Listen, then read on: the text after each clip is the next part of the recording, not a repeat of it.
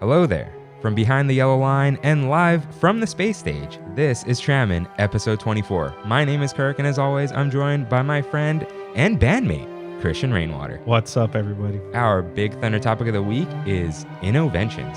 You ready to get weird with Tomorrowland? It's a great, big, beautiful tomorrow. Oh, right, roll the intro. Hello, everyone. Welcome aboard Trammin, a Disneyland podcast. Please lower your head and watch your step while boarding. As a courtesy to other passengers, we ask that there be no eating, drinking, or smoking on board. In just a few moments, we will begin our trip into the Disneyland Resort news and topic of the week. Ladies and gentlemen, this tram is ready to depart. Driver, you are clear.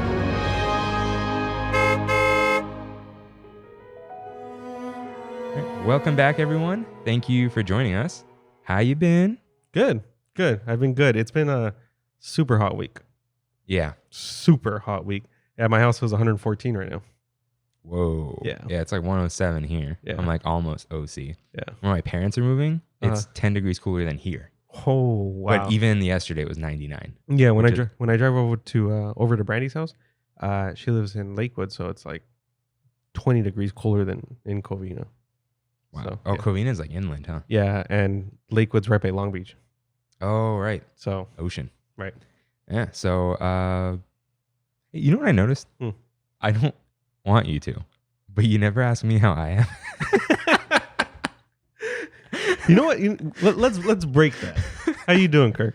I'm all right. A little weird week, Yeah. but I'm fine. Mhm. I'm always fine, you know? Yeah. Usually.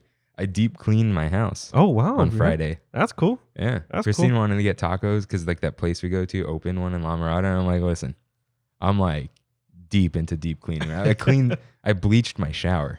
Whoa. Oh, bleach spray, yeah, like and I keep the place clean, but it was like the extra things that you don't always do, and the stuff where you're like, I'll get to it, I'll clean those spider webs, and then you never do. Yeah, it felt like a weekend of getting stuff done at home. You know what I mean? Even though it's super hot, I guess like.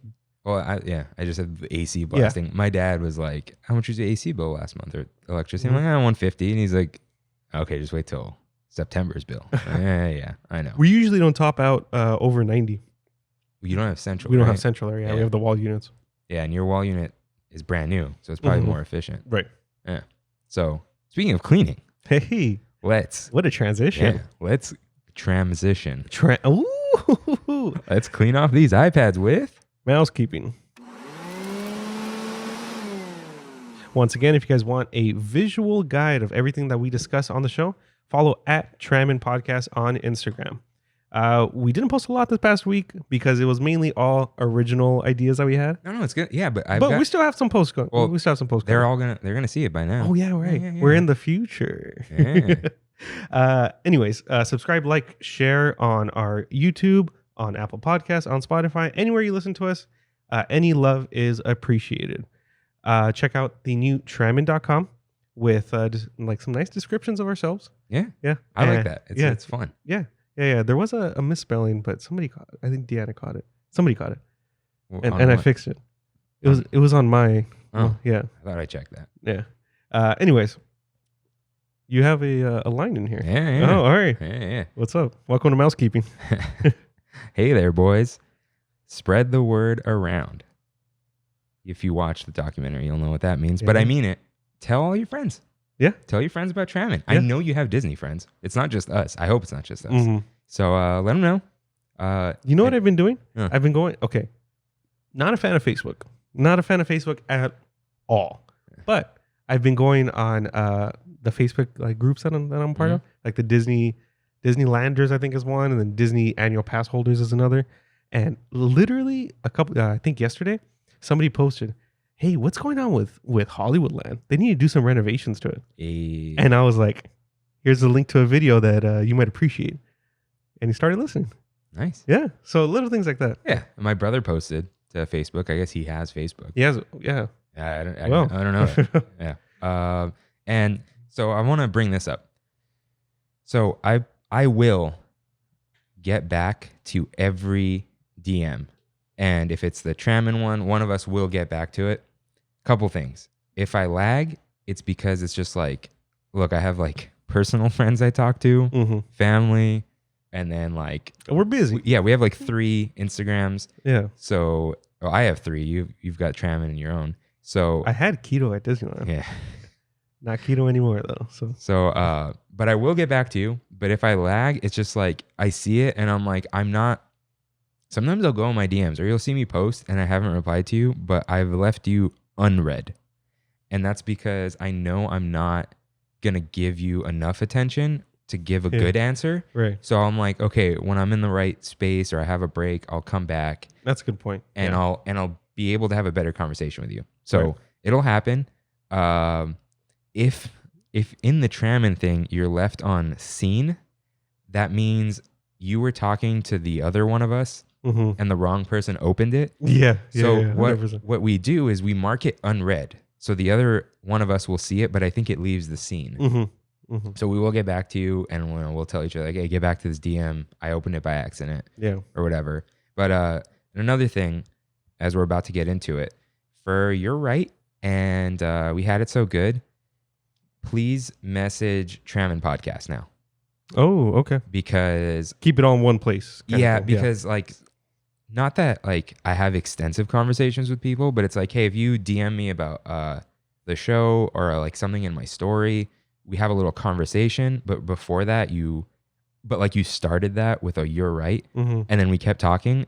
Then I didn't have time to go put it in the Google Doc, and then like the night before we record, I'm scrolling up, I'm trying to like put it in the doc. So if you put it in Trammin, the conversations are usually shorter on there, and we know like, oh, these are where we go to look for things. Right.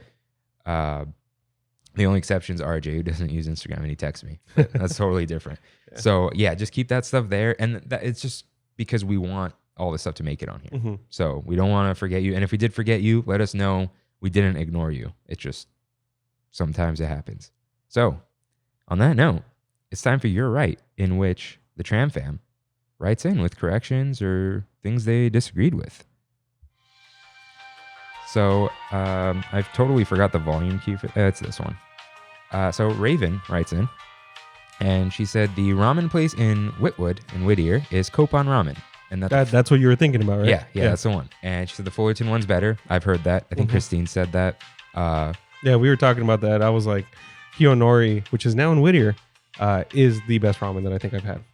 Yeah, it's up there. Yeah. There's one in Long Beach, one in Whittier. My first time having ramen was probably the best. It was ramen. It was Silver Lake Ramen. Oh, that place, yeah. On York in Highland Park. Yeah. Not Silver Lake. Yeah, I've been there. It's the second one or something. Yeah, Naruto Ramen in Glendora is really good too. Not the El Monte one. That one's fine. But the Glendora one's awesome. And then Kimmy writes in and says, oh, it's her birthday today. Oh, happy birthday, Kimmy. Yeah. Wait, is today Tuesday? Today the recording day. Oh, okay, Sunday. So yeah, happy birthday. She wrote in about the fuel rod. Said it's the Fuel Rod Founders Club. What's up? I'm in it. Yeah, if you purchased Fuel Rod before October 2019, which is when they announced that whole thing, you can register for unlimited swaps with a special QR code, and like you have to show you just gotta let them know that you're you have to. There's a whole thing. Yeah, but you can just look that up. So you never bought a Fuel Rod, dude? I don't need it. Oh, yeah. I've needed it. I just charge all the time. I have Android Auto in my car, so it's always charging there. But if you do like an 8 at night to 12 midnight, you know what I mean? You're gonna need a charger. That's when I've needed it. I'm good at managing. I don't do that. That's impossible. 8 to 12 midnight. 8 in the morning. Okay, so here's the thing. I don't. I had a conversation with Tess about this because she called us influencers. I was like, hey. I don't remember how it came up, but anyways, it was like, I don't, unless a DM or text while I'm at Disneyland says, hey, I'm here, you want to meet up? I generally don't respond to it. I'm like, I'm at Disneyland. That's a good rule of thumb, man. When I'm with people, I really don't use my phone. Like I'll tell people like, hey, I'm sorry, let me check real quick, make sure it's not my parents or my family. Right. And if it's not, I just put it away. And it's not like a hard, fast rule where it's like, no, look how good I am, I'm paying attention. It's like, no, I could get to this later. Yeah. And as Kev always says, he goes, it's texting. It's like the least important thing in the world. Right. And when people are like, oh, I'm sorry, I didn't reply. He's like, not only do you not have to reply quickly? You don't have to reply at all. It doesn't matter. It's a text. So, yeah, I use my phone for pictures. If I'm real bored, not bored, but like waiting for stuff, I'll open Pokemon Go, but I don't play it that much anymore. Right. Or post on Instagram, like. Yeah. So, and I'd been doing that last when I was going, but we'll see how that goes when we're back. So, so Kimmy said she was hurt. Okay, we're not gonna, in case people haven't gone backwards, whatever the listen to episode 23 for Kirk's movie of the week. Yeah, but she said she was hurt by my movie review and that she was listening to me. I don't think I said trash. She said trash talk, but like talk bad about one of her favorite things. Oh, and that she almost had to shut it off because she couldn't take it. See, you're making us lose listeners. No. Rosina is heartbroken by my review. All right. RJ says, yay. Christine says, I'm uncultured swine.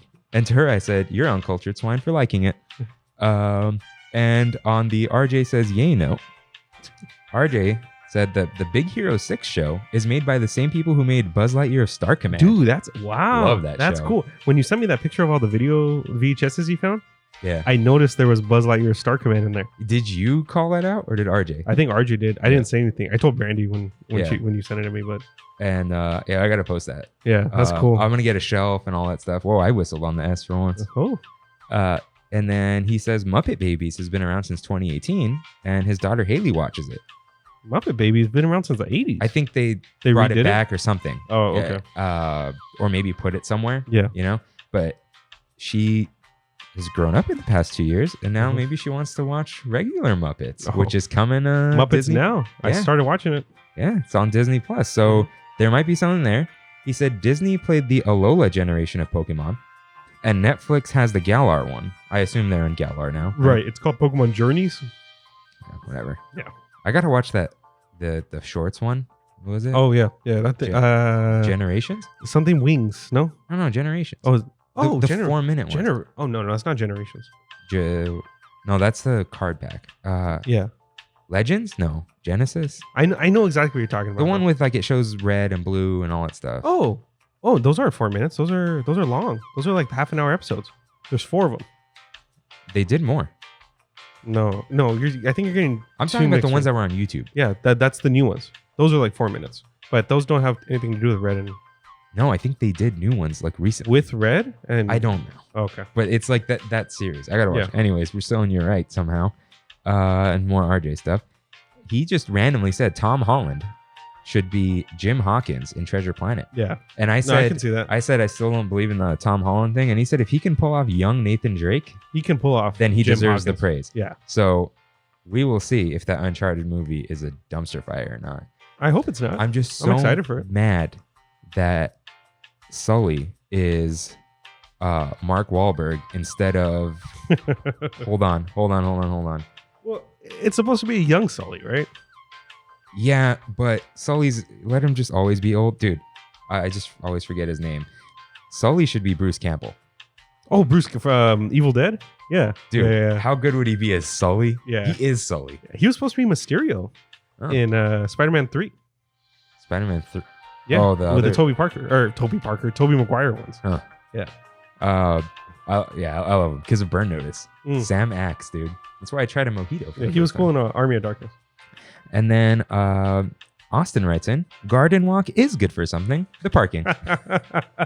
And that. I like Cheesecake Factory. Just saying. No. I like Cheesecake Factory. Oh, we're going to talk about that in the news, though. And on that note, let's get into some news.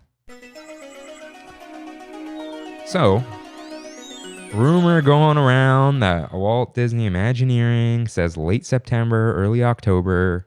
Yeah. But it's already September. There are talks with the governor. Once procedures are decided on, this is what I'm saying. Like, right. Then Disney has to plan the training and then do the training.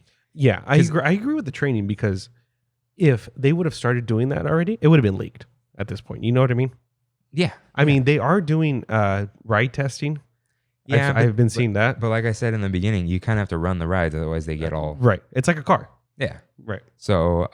I can see a pretty soon opening, though. I don't see September anymore. Right. Because, so what I'm saying is, I'm sure Disney has stuff ready to go, like training Well, procedures. didn't the homie Josh say he's like we're good to go? Yeah, that's what he said. Yeah. I think they're like mentally good to go. You know what I mean? But like, I'm sure they have training procedures, but then it's like based off of what the government says, they have to modify training procedures.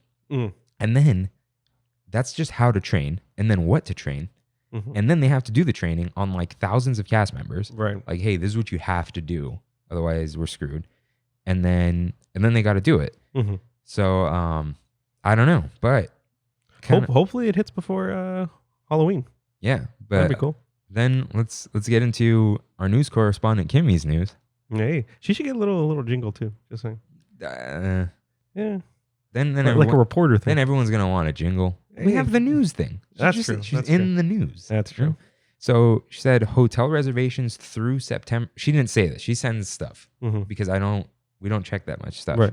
Hotel reservations are canceled through the end of September. So could they open without the hotels? Sure, but the reservations are canceled. So that's a thing. Mickey and Minnie's Runaway Railway is delayed till 2023. They finally went vertical on it. I saw them putting the first piece of was it truss or something? Yeah, the steel beam. Yeah. I-beam. I-beam. There you go. Trusses. You know what a truss is. Yeah. Mr. Inflatable. So horses have appeared on Main Street USA. Listen to episode 5. And that's interesting. Yeah, that's cool. So they not like a car. They can stay resting for as long as they want. But they got to train them to get used to the street and not walk in the. I guess exercise a little bit, you know. Yeah, the railroad tracks or whatever, not railroad. You know, the tracks that they have there. So that's something. And it's closer than it's ever been. I mean, every day that passes, I guess, is closer. Yeah. So this was interesting. What? Kimmy went to Taste of Knots. Bless your soul, Kimmy. It was hot yesterday. Yeah. I assume it's like Taste of Calico. She said it was terrible, Rain. Yeah, I know. I've been seeing that a lot. Not just from her, from other people too. Okay, but I don't think it's that different from Taste of Calico. I'm starting to trust your food opinion less because I remembered something, as I do. Right. You used to say that your favorite restaurant was Olive Garden. That was a long time ago. There was a point. There was a point in my life, and there's also another point in my life where I said I hated Olive Garden. Yeah. But then you said something today. Cheesecake Factory. Yes. I love Cheesecake Factory. It's not good. That's arguable. For sure. It's not arguable. It is. Well, I know we're arguing about it. Yeah. It's not good. It's pretend fancy food. There's a huge article about the architecture of Cheesecake Factory. To make you feel fancy? It's just above Chili's. It's just good enough where if you take your family there and your family doesn't go out to eat, it's like, whoa, look at these columns. It's a nice family dinner, just like Applebee's. Don't. Have you seen Talladega Nights? No, I haven't. No? Oh, that's why. So, yeah, no. So I don't know. What's your favorite restaurant? I'm trying to think. I used to really like Nick and Steph's in downtown LA. They got dry aged beef. They age it there for 40 days. My favorite restaurant is Stone Brewery in Escondido. It's a brewery, dude. I'm like saying, amazing food. So the other thing we'll talk about at the end, why I trust your food opinion even less, is Ballast Point. It's good. We'll talk about it later. Okay. I trust you. Right. I have trust in you. Your food opinion itself is not as trustworthy. Okay. No, you as a person, as a friend, You're as a coach, 100%. I trust you. Food opinion, though. I don't know. And some other things. But and cast members appear on Buena Vista Street. Ooh, okay. They could be could be raking leaves, man. Yeah. I don't know. I mean, there hasn't. I can't imagine a day at Disneyland where there hasn't been a cast member. Yeah, on just grounds. someone happened to be there and post it. Yeah, and tag someone to repost it. You know, I'm sure there are tons of people, right, who go, even like me. If I post that, no one's reposting that.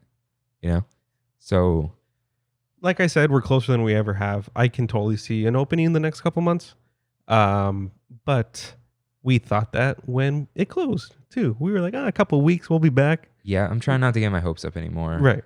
And I don't think they're gonna do the knots type of thing because then, they don't. Oh, dude, have you been seeing what's it called? Downtown Disney? How bad the line has been? Yeah. I got stuck in that line. Yeah. Yeah. But now, even like yesterday, even though it's like 110 out, there was a line that was an hour wait just to get in to downtown Disney. People are starving. They're starving for some Disney. Yeah, man. people say downtown Disney is their Disney fix. It's not a Disney fix. It's not a Disney fix. It's a thing to do. Yeah. And like, we'll talk about downtown Disney later. So, I scrolled too far. Let's get into our Big Thunder topic of the week.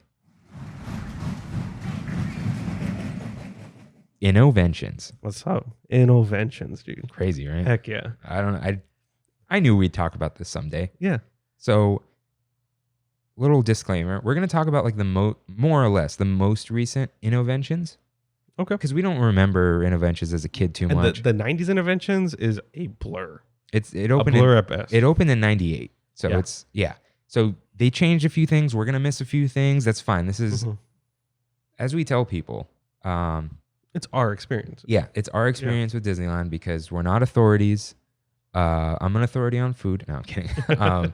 But it's just, and that's what people say they care about too. Where it's like, it's like, oh, what if you miss a news item? It's like no one cares. Cool. We do the news because people want to hear us talk about it, and it's like you have to talk about it. Yeah. But I filled out an application to get on Pandora, I think. Oh, we have to fill out an application? Yeah, it takes them like 4 weeks. So we're gonna. Who listens to podcasts on Pandora? It doesn't matter if one person listens. If that's their preferred app, it's like we got to do it for them. So I filled out an application, and it says, "Is your podcast timely or timeless?" And ours is timeless. It's like because our opinions are going to be based on like our past. Yeah, it's like you can listen. If you listen, you're gonna get corrections from the previous episode. So that's timeless because the episodes are just a series. Right. If you hear some news, it's like, oh, this is when this was recorded. So it doesn't matter. The news is very short, and then we get into the topic. Which, see, the topic could be the reopening Disneyland thing, where it's kind of timely, but it's also like, hey, what did these two goofballs think Disney was gonna do? Like months before they reopened. When did we do that? What episode was that? Like episode 12 or something? Yeah, it was. Wow. It was 12. Wow, that was what, 4 months ago? Yeah, dude, that episode was like in June, if not May. Yeah, like, it's crazy. Wow. So, you know what I forgot to write in here? I said, "Welcome back to Trammin, everyone." If you're a new listener, welcome, dude. Yeah. Duh. I was thinking about that the other day too. We have to transition our new Tram fam into the show somehow. So transition, come on. Transition. Sorry. So it's like, we got to do like, if you're new to Trammin, it's our experience through Disneyland and whatever. So I should put that in mousekeeping actually, right at the beginning. Yeah, you could do the welcome back. Yeah. Well, I'll do the welcome back, everyone, and we'll figure it out. Yeah, we'll figure it out. You know what I was thinking? I was like, which one of us is the one in the back of the tram? Because the driver doesn't talk, but he or she takes the tram. But the person in the back is the talking one. What is that person in the back called? I don't know. Huh? Co-pilot. I don't know. Sure. They kind of right. Oh, I don't know if he ever listened, but that guy who used to work parking, that one cast member. That's right. I was looking for him. Be like, hey man, I forgot to ask your name, or look at your name tag. What are we called? Right in. Yeah. So, anyways, I don't know which one of us is which because it's well, in the animation we're on the thing. Yeah. If you haven't seen the animation, head to YouTube. Do we have a custom URL yet? No, you need 100 subscribers. Get us to 100 subscribers so we can get you there easier. Yeah. So let's actually get back into the Big Thunder topic. So Innoventions was opened in New Tomorrowland on July 3rd, 1998. New Tomorrowland. Yeah. And closed March 31st, 2015. Had a good run. It did. And I was legitly sad when Innoventions closed. I have a long history with that place. Yeah. It's a good piece of property though. Yeah. I may ruin that for you. Okay. With what I have to say, but I did like it. Yeah. And I was like, I don't like what replaced it. So it was the Carousel of Progress until General Electric, GE, wanted it moved to Walt Disney World. Isn't that insane, dude? They sponsored it. Right. But I'm thinking it was at the World's Fair in the 60s, right? Yeah. I think the World's Fair was in New York. They took it from New York to LA. Yeah. And then they went from LA to Orlando. Yeah. They moved a whole ride system and a whole animatronic. My God, that's insane. You think it's Yeah, I don't know. We were shipping less things back then, fewer things. True. So true. maybe it was like, yeah, just put it on a truck and take it. You know? Have you ever watched the Carousel of Progress? No. No? That's where It's a Great Big Beautiful Tomorrow. That I think I knew. Yeah. But I was like, I don't remember when you said that on here, but I know it was like minutes ago. But I was going to be like, is it? Yeah. Because of Tomorrowland. But Carousel of Progress. Yeah. So, and then it was America Sings until 1988. And then those animatronics got moved to Splash Mountain. And got ripped out and recycled into... Yeah.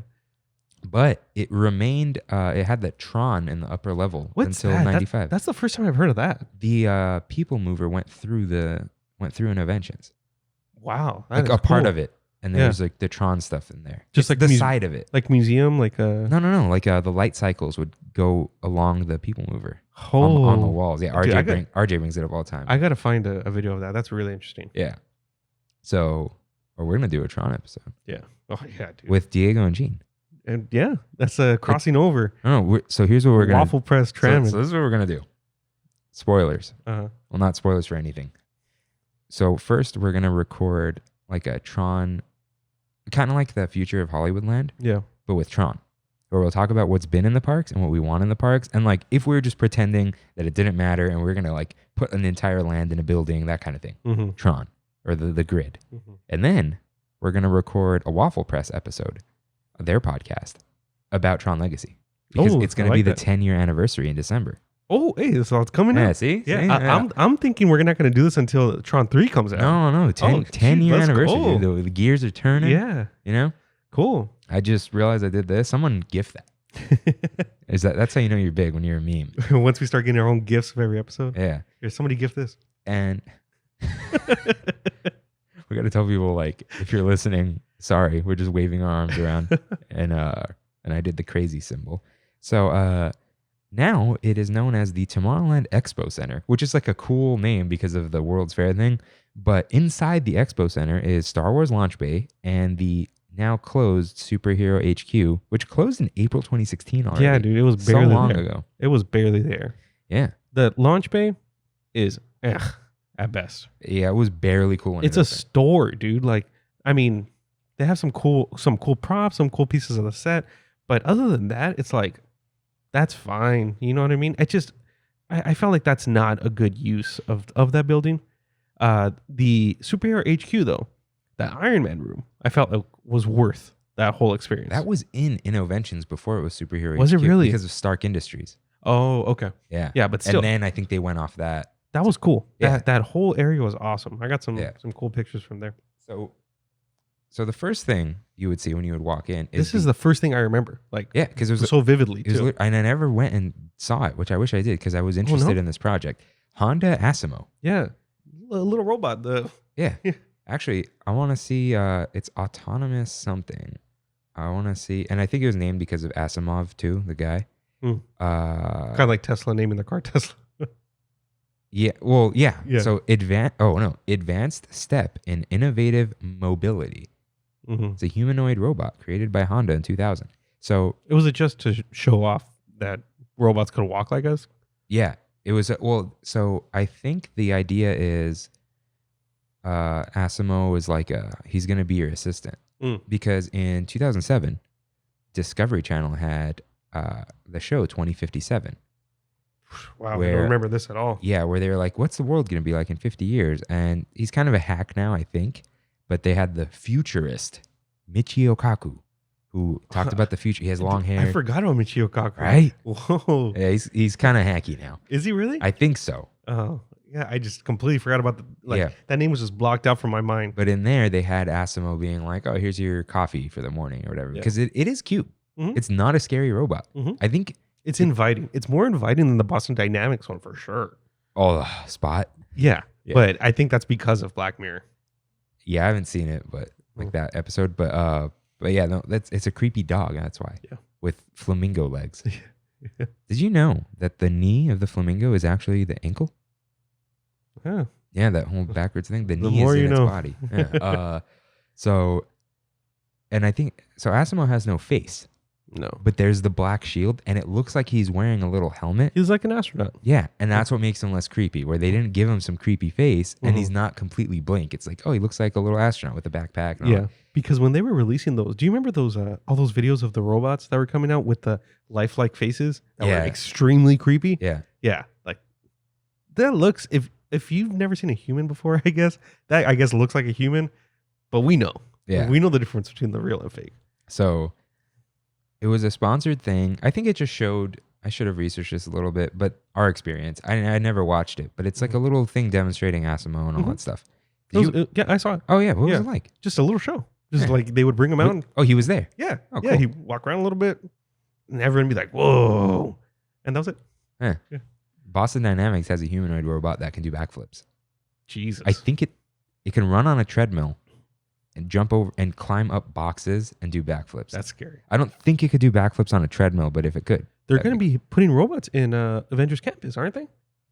The web slinging one. Yeah. That's cool, dude. Yeah. Disney has a whole robotics division. They're crazy about new tech. That's awesome, dude. That's cool. Look up Disney Tech. That's not what it's called. Is that all in WED or whatever it's called now? WDI? WDI? I think it is, but like a separate area. Yeah. But they have a lot of crazy stuff. I know they love messing with VR. Like just VR in general. And that's pretty much the first thing that I remember from Innoventions too.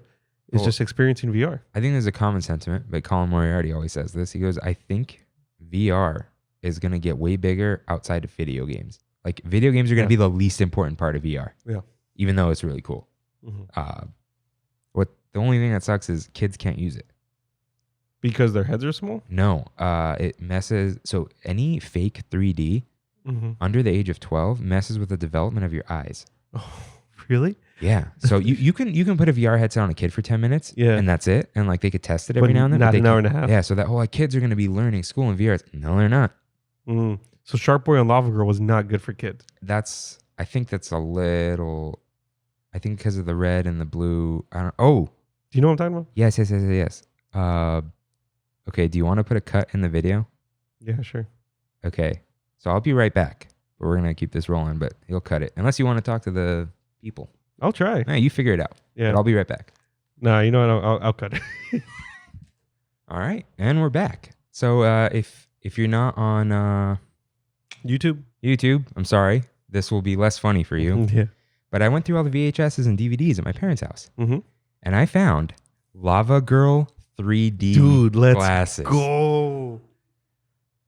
Oh my god! Let's put these on. I didn't take headphones. the headphones on. We'll post this on Instagram as a little highlight.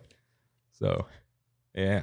Oh. I don't have the Shark Boy ones, but these are Lava Girl 3D glasses. So that's cool. What's up, everyone? I'm wearing these the rest of the episode. This is like almost painful. Yeah. No, it hurts. Yeah. So that was it for that. All right. I just wanted to bring up that I have them. Dude, and everything's in 3D right now. So why did you bring up Lava Girl and Shark Boy? Because you said that 3D is bad for the development. I don't know about the color thing, but it might be true. Yeah. So keep that in mind. And so Innoventions is gone. Yeah. And Asimo still has a contract with Disney. Oh, hold on. I know where that's going. Yeah. That's in Autopia. Yep. Yeah. Autopia is now sponsored by Honda or powered by Honda, powered by Dreams. I don't know. And which is actually cool because Autopia was completely pointless. And now it's like, oh, Asimo's on vacation with his little bird friend. There's some kind of story there. Yeah. Yeah, that's cool. And now he's there. It's an ad, but like it's fine because it's a cute ad. See, that's the thing. You can do ads tastefully as much as I hate them. Just like projections. Yeah. Yeah, if you do it tastefully, go for it. And there's little Asimos everywhere. He moves around. Yeah, he does a little. Yeah, I wonder, is it Asimo or is it a Disney animatronic? That'd be. Oh. Yeah. It's probably Asimo. They probably have a bunch of those things lying around. They don't cost anything anymore. Yeah. I don't know. We could probably buy one if we wanted to. I want one now. That's not. So anyways, so that got moved there.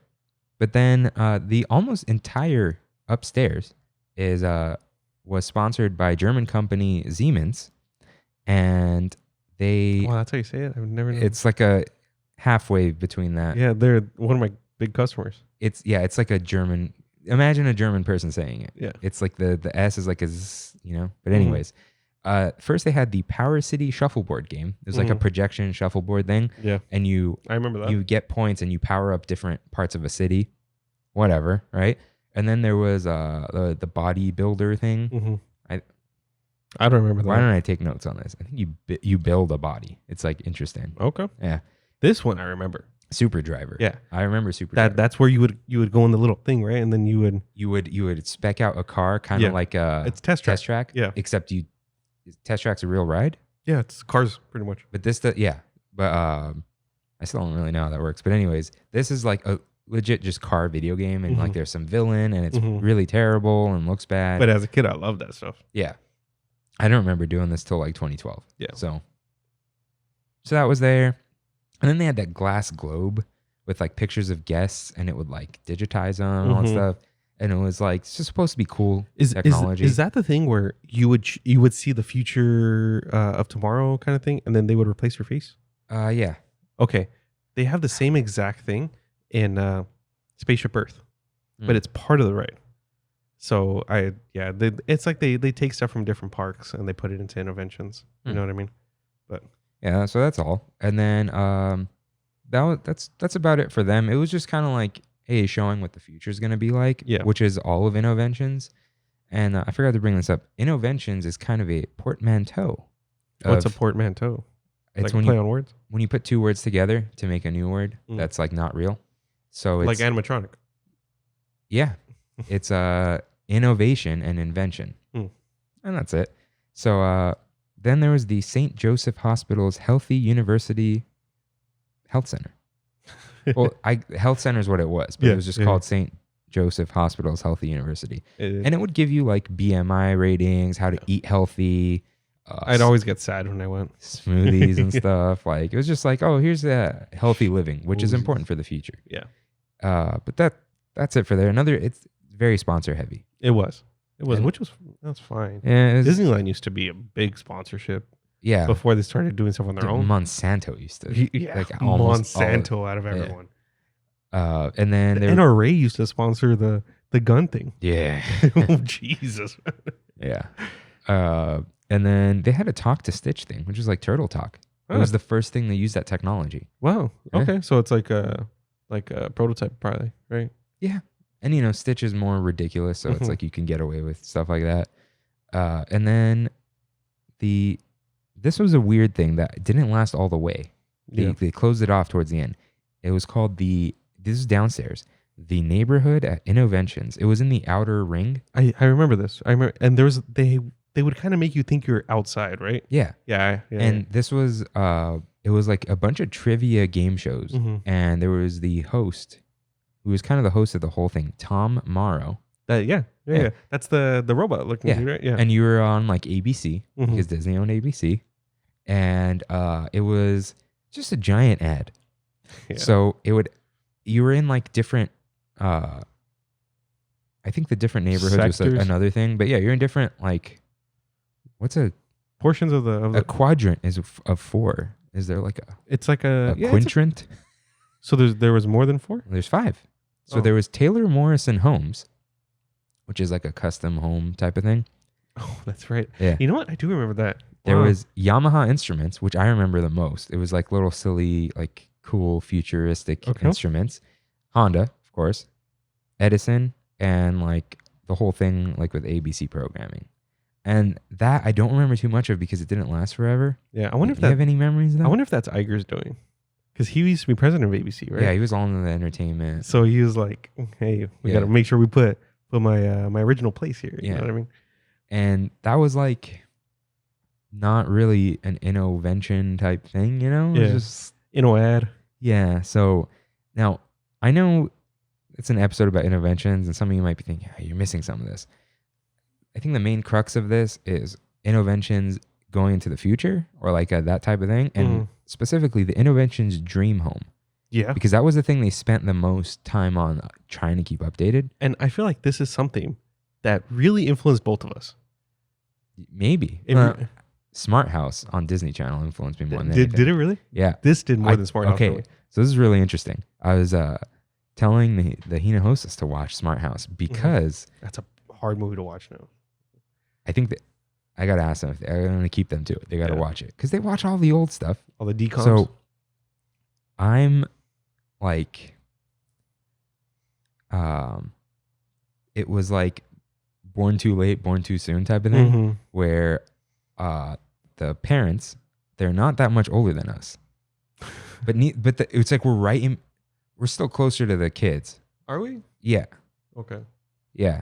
But one of them, I guess. But it doesn't matter. Like, they were born surrounding the legit OG DComs. Yeah. And so the kids hated all the recent ones. And they had seen like Johnny Tsunami and stuff. So that's what I'm saying. Like, the parents weren't kids to watch Johnny Tsunami, but the kids were. So we're the generation between them. Yeah. Yeah. So it's like, I told them to watch it because it's a trip. But that inspired me. But anyways, the Innoventions Dream Home, sponsored by HP, Microsoft, and Taylor Morrison. So, whoa, why did I move this in the wrong place? But anyways, they had smart thermostats. Whoa, future.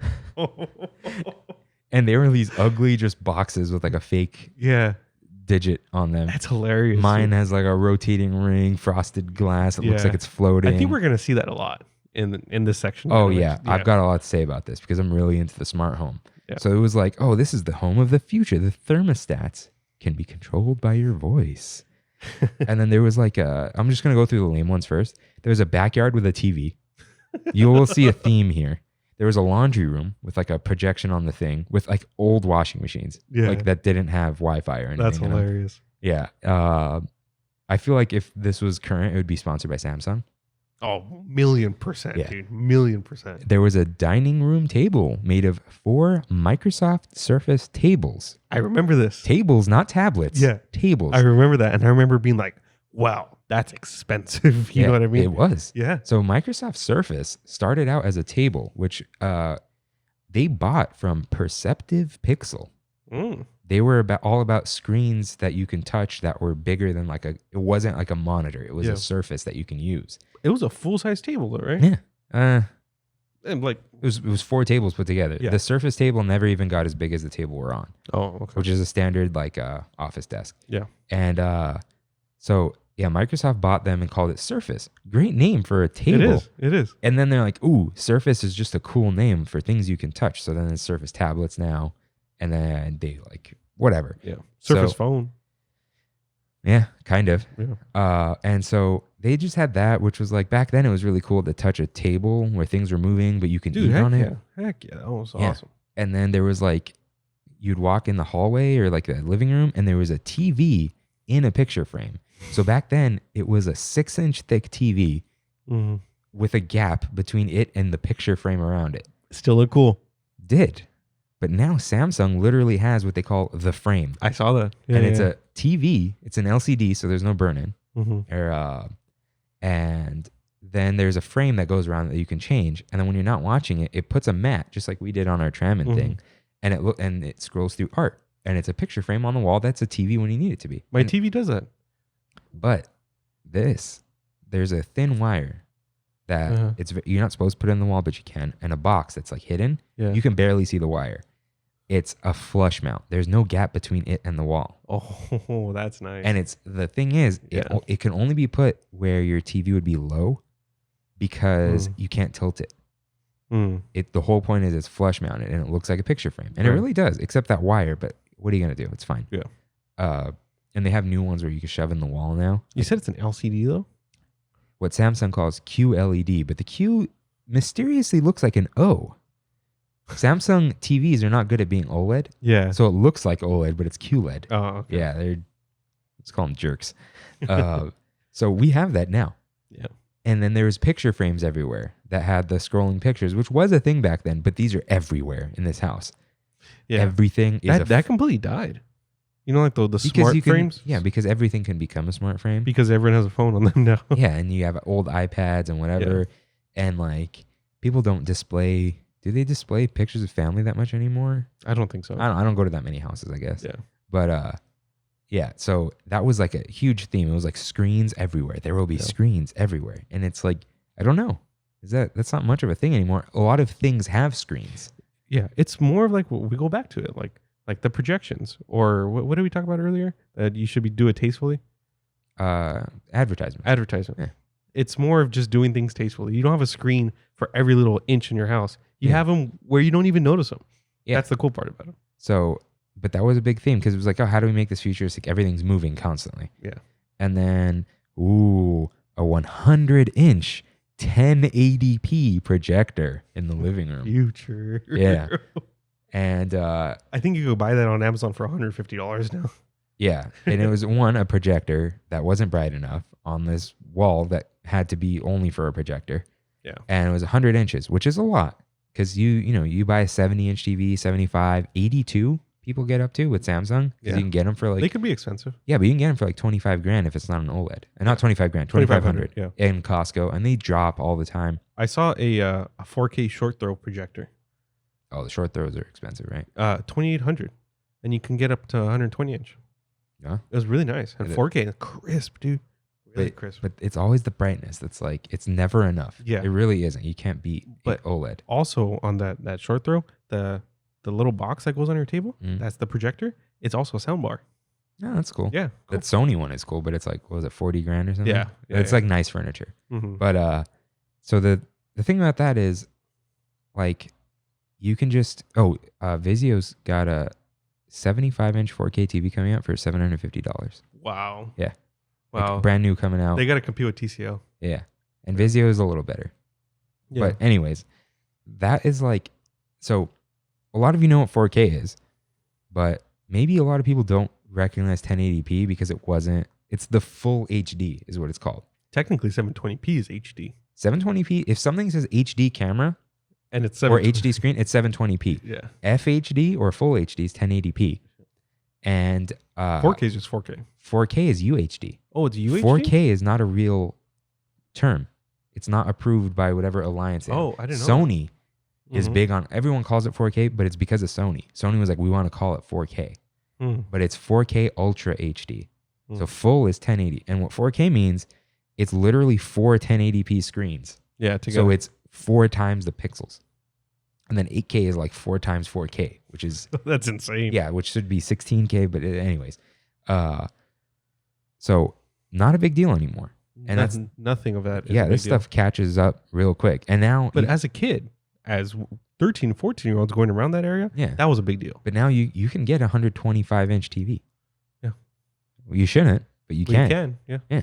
And then there was an office nearby, and it had these huge...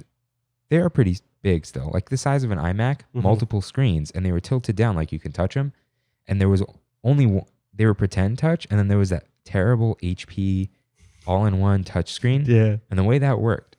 all your screens that you're touching now are capacitive. So your finger touches the screen, there's a grid under there, and your finger breaks this electrical current, and the screen goes, oh, there's a finger here. That's Apple did that, right? They didn't invent it, but they brought it to the mainstream. Right. It's expensive the bigger you get. So back then, HP had infrared touch, where you would notice the screen was sunken into the border, and there was infrared detectors all the way around.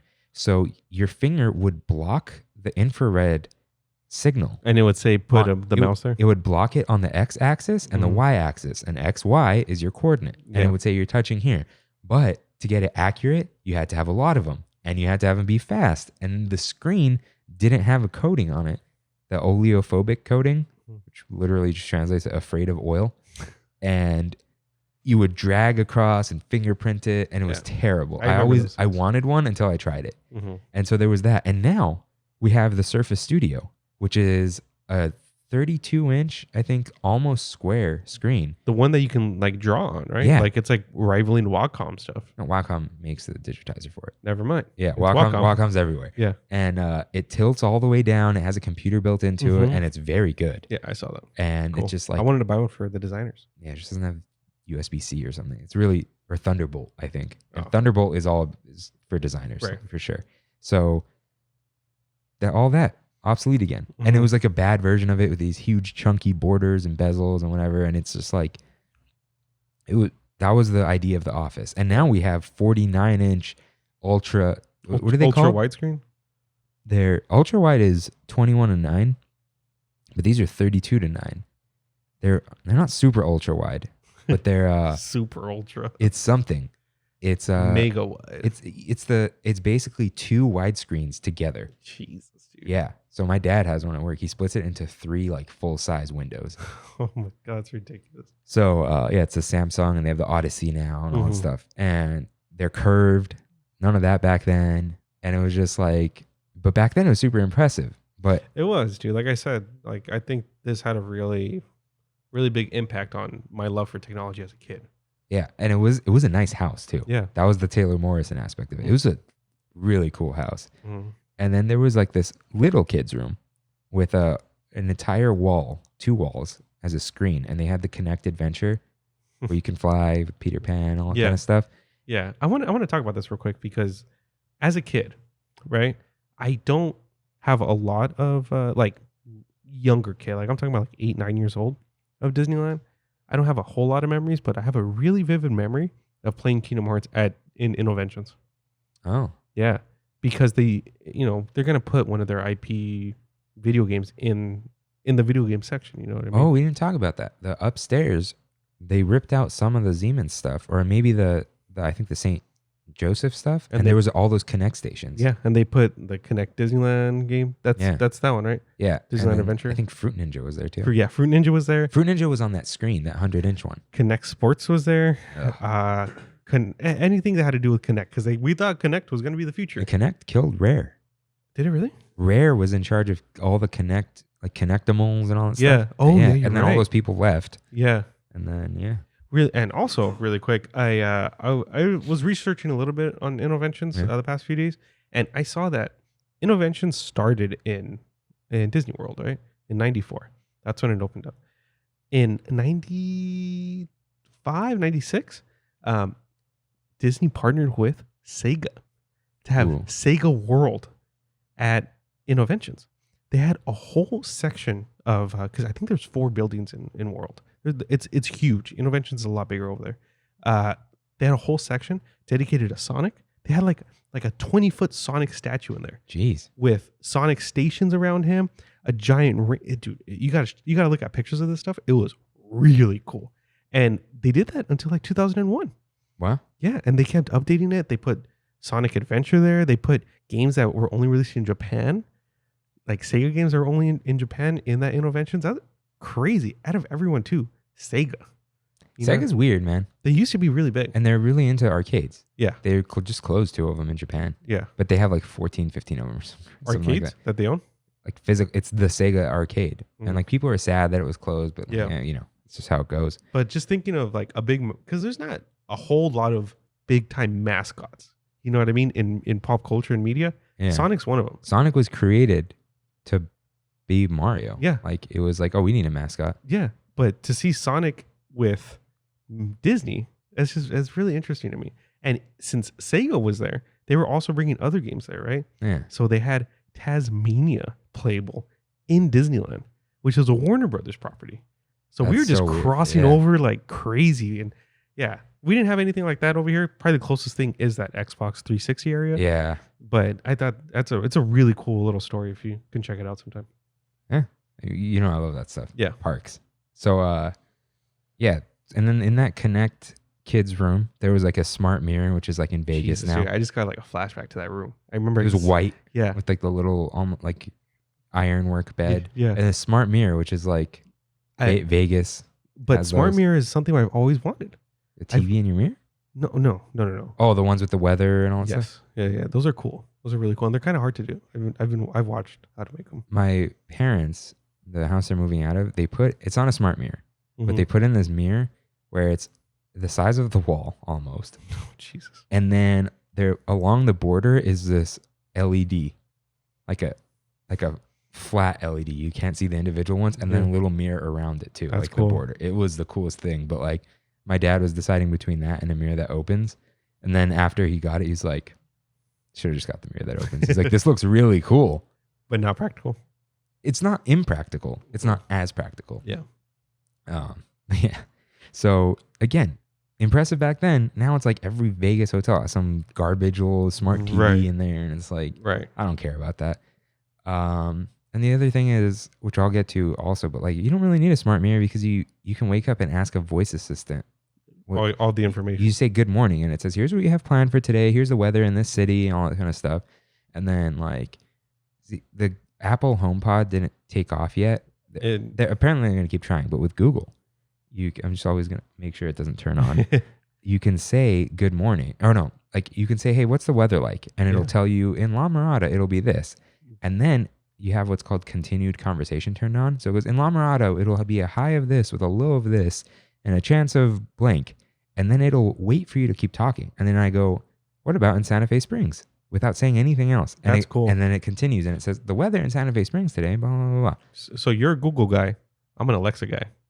Yeah. Yeah. Let us know what you guys are. If you guys use a voice controlled stuff. Because there's a big divide. Yeah. And we'll talk about that at the end. If you need help with that stuff, let me know. Yeah. Me too. I love the Alexa stuff. I'm insane into it. And like I know little hacks and whatever. So okay, then there was the Peter Pan bedroom, which I loved as an adult. There was a bed that was a ship, but the sail was a projector screen. That would project stars? It would project Peter Pan onto it. Oh. But then across from the bed was a wall with a projector screen, and the projector came out of the cannon in the bed. That's nice, dude. That's cool. And still cool to this day, too. Yeah, and then the windows were screens, and they would... Like when there was a storyteller in there, and when he'd be like, and then they went to Skull Rock, and then the weather outside and the windows would turn all red and like spooky. So again, it's just like cute stuff that you may have seen on like remember, what was it Extreme Home Makeover or Extreme Makeover Home Edition? Move that bus time, man. I don't know what that guy was on. Well, I know what that guy was on. Anyways, it was kind of stuff you'd see in there. It's just like ridiculous. Like it's really cool as a kid for 4 years. And then it's like, what happens when you grow up? You're going to get this pirate ship out of here? You know? I keep it, man. Oh, that's so cool. It was small though. That's the thing. You know, it's like, there's only, like I like cute, nerdy, you know, dumb toys and whatever. But like. It's not practical like we're going back to. And in some cases, impractical. Like, you know, your old blind self is going to like walk into that cannon. Like things like that, you know? Yeah. So. But that was it for there. And then there was the smart kitchen, which like I brought up on the bad experience episode, it's probably one of my life split into like 3 different alternate realities. And I chose the wrong one. Yeah. But in the smart kitchen, there was someone there. I think there was like a Taylor Morrison thing. They had like I saw the video. She was like, oh, it's kind of like Jarvis, the voice assistant. And then it had smart lights, and she was like, turn the lights on, and then whatever. And it's like, hello. And then it says hi to the person, say hello to the guests. And then it like doesn't say anything. And I'm like, dang, this was bad. And smart lights though, probably the smartest thing that we have right now. You know what I mean? Like, and the most useful thing of any of the voice assistants. Yeah. Because like, you can be really creative too with these lighting.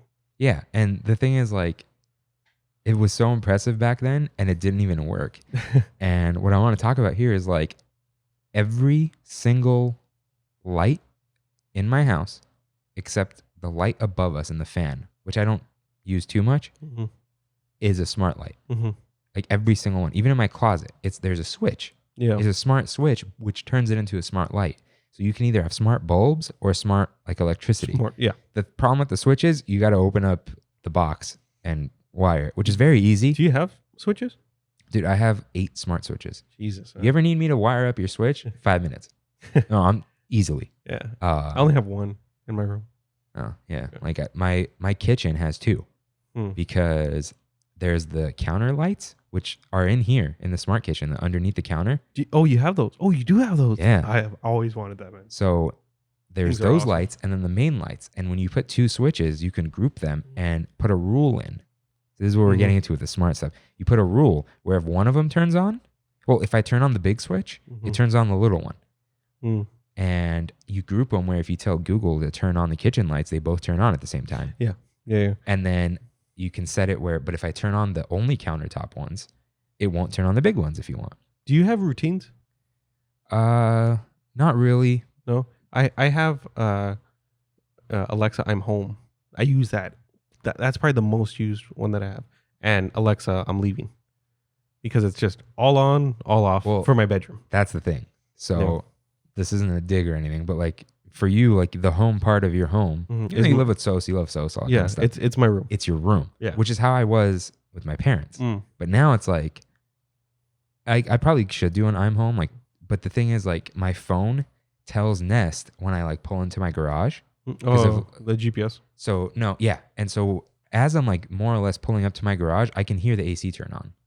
So it starts going. That's so satisfying. Yeah. But then sometimes I'll be driving home and I'll be like, hey, set den thermostat to 75 degrees because I know it's a hot day, and it'll start going before I even get home. I just realized that you have that functionality on your phone too.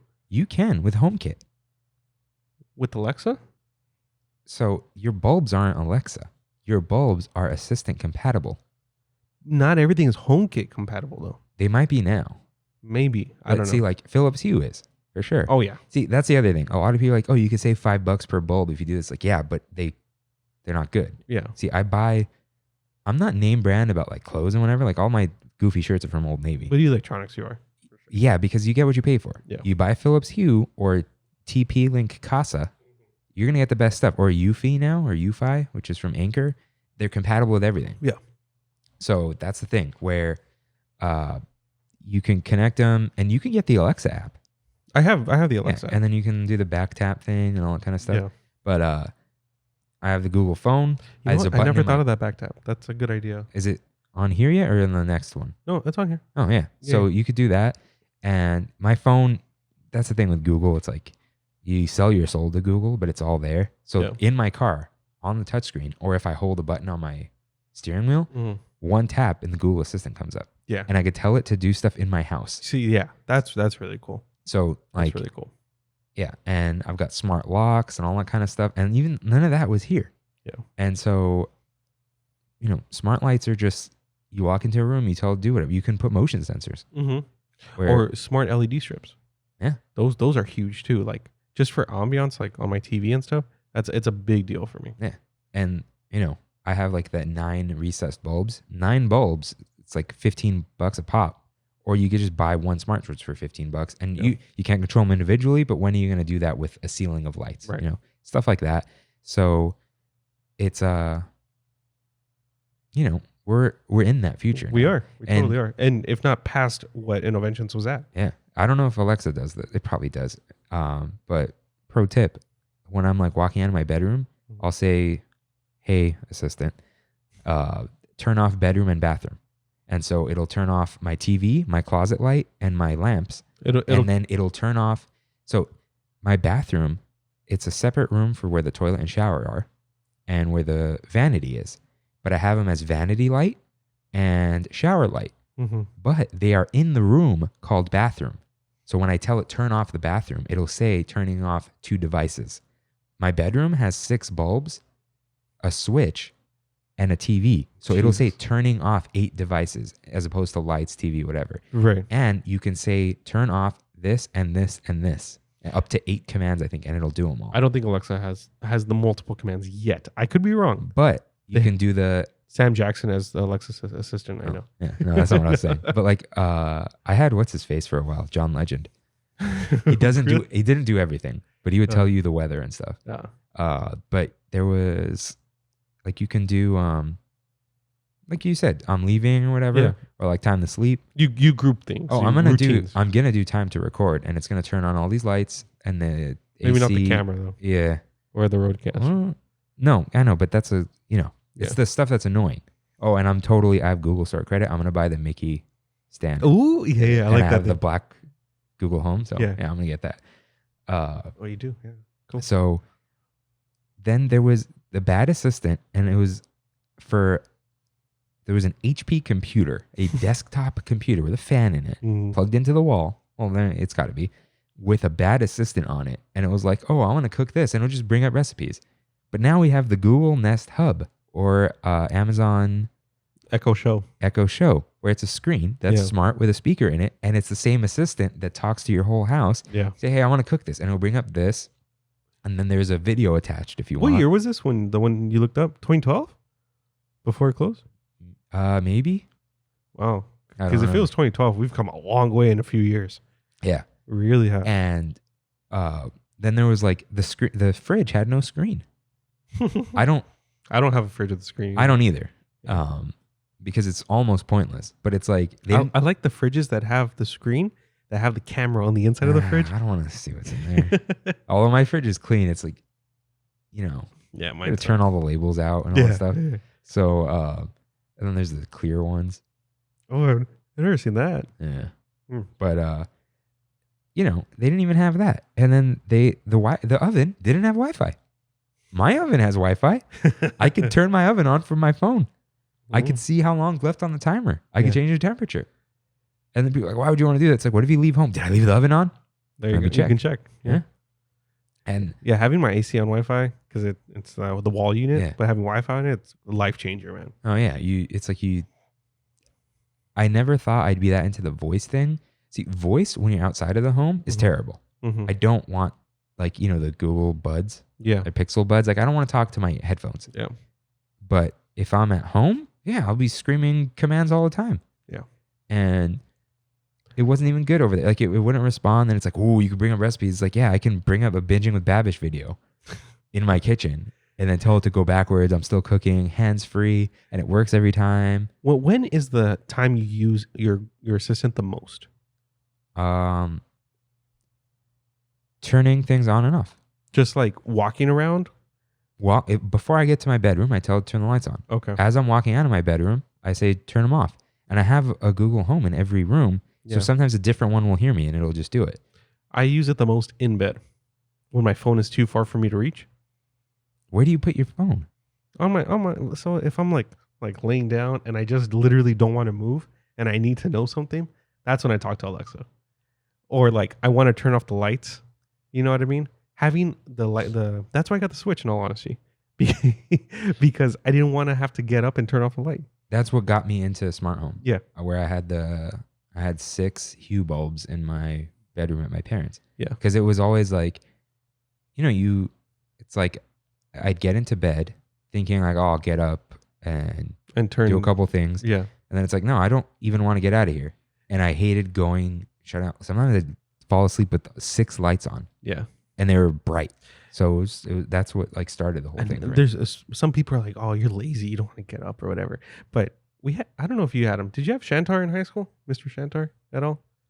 No, but I interacted with him. Okay. Yeah. Shantar told us this in computer science. He was my computer science teacher. This big thing that really still sticks with me. He's like, programmers are the laziest people in the world because they have to be the most efficient people. You know what I mean? So it's laziness versus efficiency. Work smarter, not harder. There you go. D'Souza told me mathematicians are the laziest because he's like, see, that crosses pretty like CS. So he was telling me like, it's funny. He was tutoring me for a different math class because he had the free tutoring. Oh yeah. And I was doing poorly in pre-cal. And I went there. He's like, hey, you understand how to do this. I understand you know how to do it. He's like, because the whole thing with math is you need to understand why it's this way, and then we'll teach you the shortcut. And it was like how to remember the trig, the wheel, the circle. I forgot what the circle's called. But he was like, you just write these numbers down, and then you do this little trick, and now you have your cheat sheet. You just made a cheat sheet. And it's not cheating because it came out of your head. Right. So he goes, at the beginning of every trig test, make your cheat sheet, and then you can refer to it very quickly. And, that's the lazy thing. So that's what all this is. It's like, am I being lazy not going to the light switch? Yes, but it doesn't mean I'm not like walking around in general. Right. It's why would I waste time? I'm slowly letting all these out. My cousin Serge's 4 rules to a B- life. Rule number 3, comfort above all. Mm-hmm. Like, why not? Why? When kids these days have it so easy. Isn't that the point? Yeah. Don't you want your kids to have it easier than you? Now, that could lead to other things, whatever. Right. But yeah, so the smart house is kind of dumb. I don't think anything was in there that's better than what I have now. No. Maybe the Surface table? I don't want that. Yeah. That's okay. So now let's like get through this and then have our like the whole thing's discussion, but I feel like I want to structure this where we have a more open-ended discussion thing at the end of our Big Thunder topic. So now this was basically, it was a house of the future with screens everywhere. That was the future for them. Yeah. Screens are everywhere. And that was it. So miscellaneous stuff. Remember the ring on the outside used to rotate? That was cool. Bro, they shut it off at some point because they moved the entrance. Yeah. But I like how they would be like, oh, jump on. yeah, and the wall would have different art on it. Yeah. And it was like Art Deco style too. Yeah. But it was very slow though. Yeah. But I get why they would shut that off eventually. I always remember there was a Mighty Ducks player with the eggplant and jade jersey on. Oh, wow. Because this was made when they owned the Ducks. Disney doesn't own the Ducks anymore? Dude, they sold them in 2006 to the Samuelis. And then that's when the Ducks changed to orange with the webbed foot as a D. Oh, That's why okay. they're not the Mighty Ducks. Oh, okay. Yeah. So, and then like I think the year they bought them or after, they won the Stanley Cup. Oh, my God. But that they had the Mighty Ducks player on there. And he was there up until they covered the whole thing with Star Wars. Launch base. It's probably still under there. Yeah. I'm pretty sure it's a vinyl cover. Yeah. And then it was really cool. So the thing about that house, it felt so big because it was like circular. So it wasn't confined to just like four walls. Mm-hmm. So it felt like a giant sprawling house, which is weird. Yeah. And it was cool to have those backyards that were inside, but they had the fake grass. I like that a lot. It was a good vibe. Yeah. It reminds me of IKEA, in all honesty. In IKEA, they have like those Yeah, little but outside areas. I think this was like better. It was better. It was Well, better. IKEA doesn't have stonework and stuff. Yeah. This had like stonework and fake fireplaces and all that stuff. And, the walls with flush picture frames too, I guess. And then there was that tree in the middle made of microchips where the stairs were. I remember that. Yeah, it was made of not microchips. It didn't it was like hang? motherboards. It didn't hang from the ceiling? I don't know. No, it was a tree that went up. Either way, it looked like a tree. Yeah, and it was cool. Yeah, and Wow, I there was remember that too. staircase, and now it's the Jedi Archives, Yeah. which may be incomplete. And that was all it was really. And this is a Kevin Perjurer quote, although he may have heard this somewhere else too. This whole thing with Tomorrowland and Innoventions. The problem with tomorrow is that tomorrow always comes. Yeah, that's true. And so That's true. sneak peek to the eventual, I think I'm going to call it Kill Tomorrowland. Episode? Or Yeah. something.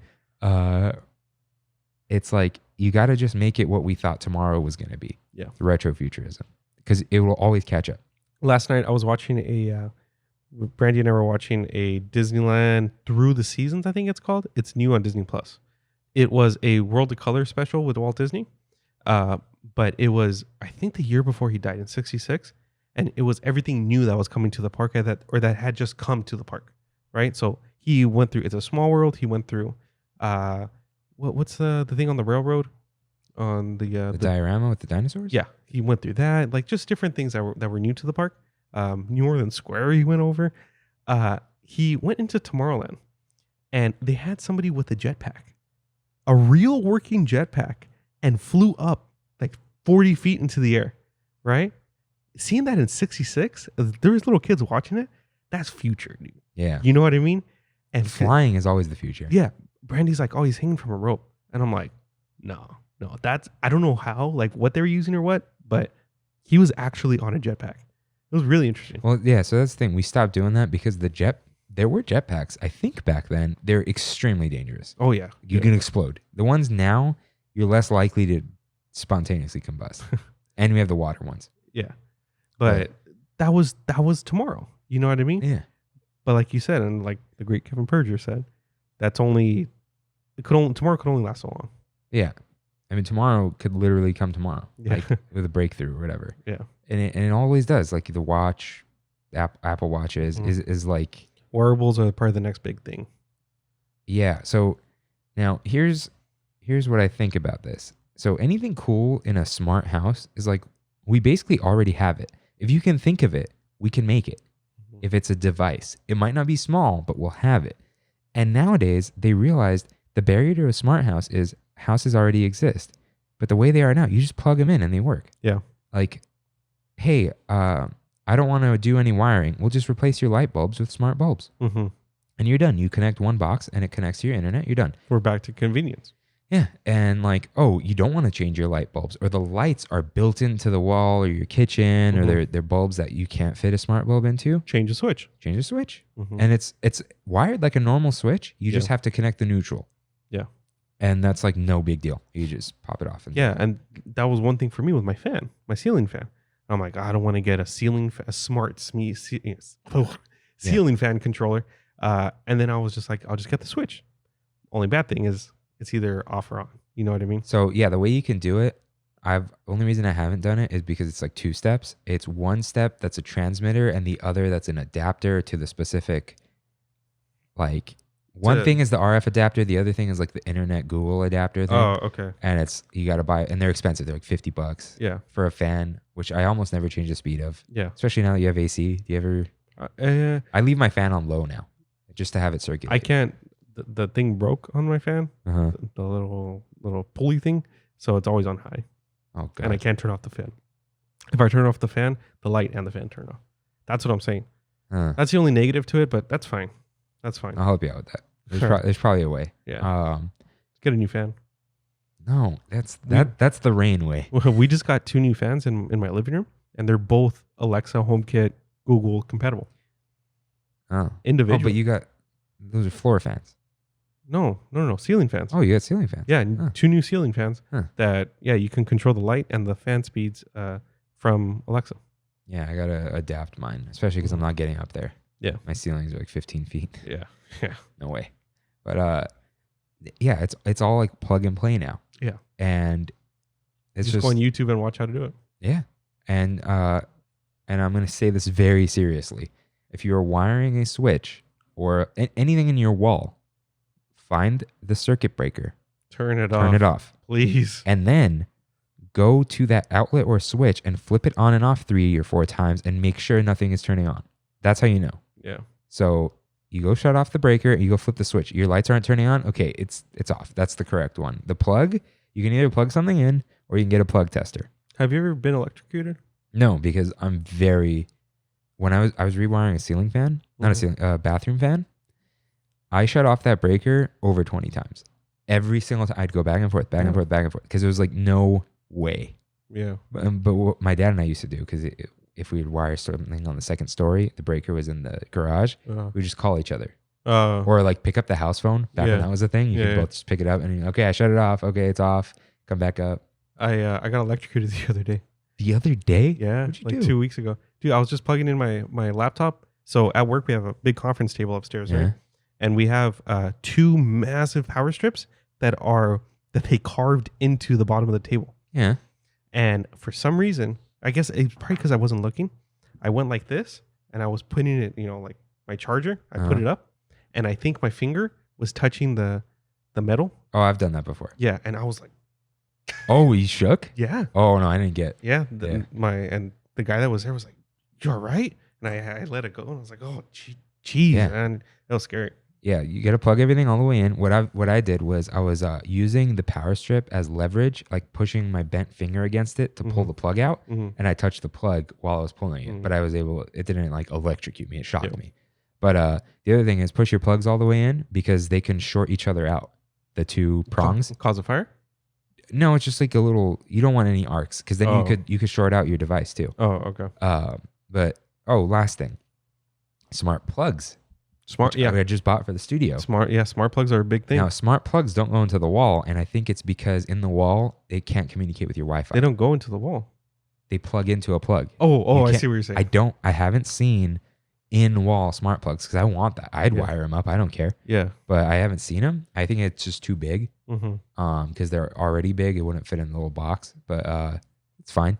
You have those turn on your Christmas tree, random stuff that like. That's for stuff that you can't replace the bulb. You can't put another switch on it. It's just like, no, this plugs into the wall. I need it to turn on. One thing I have realized, one of the last comments, one thing I have realized with smart devices though and smart plugs is that typically that device has to be pretty dumb.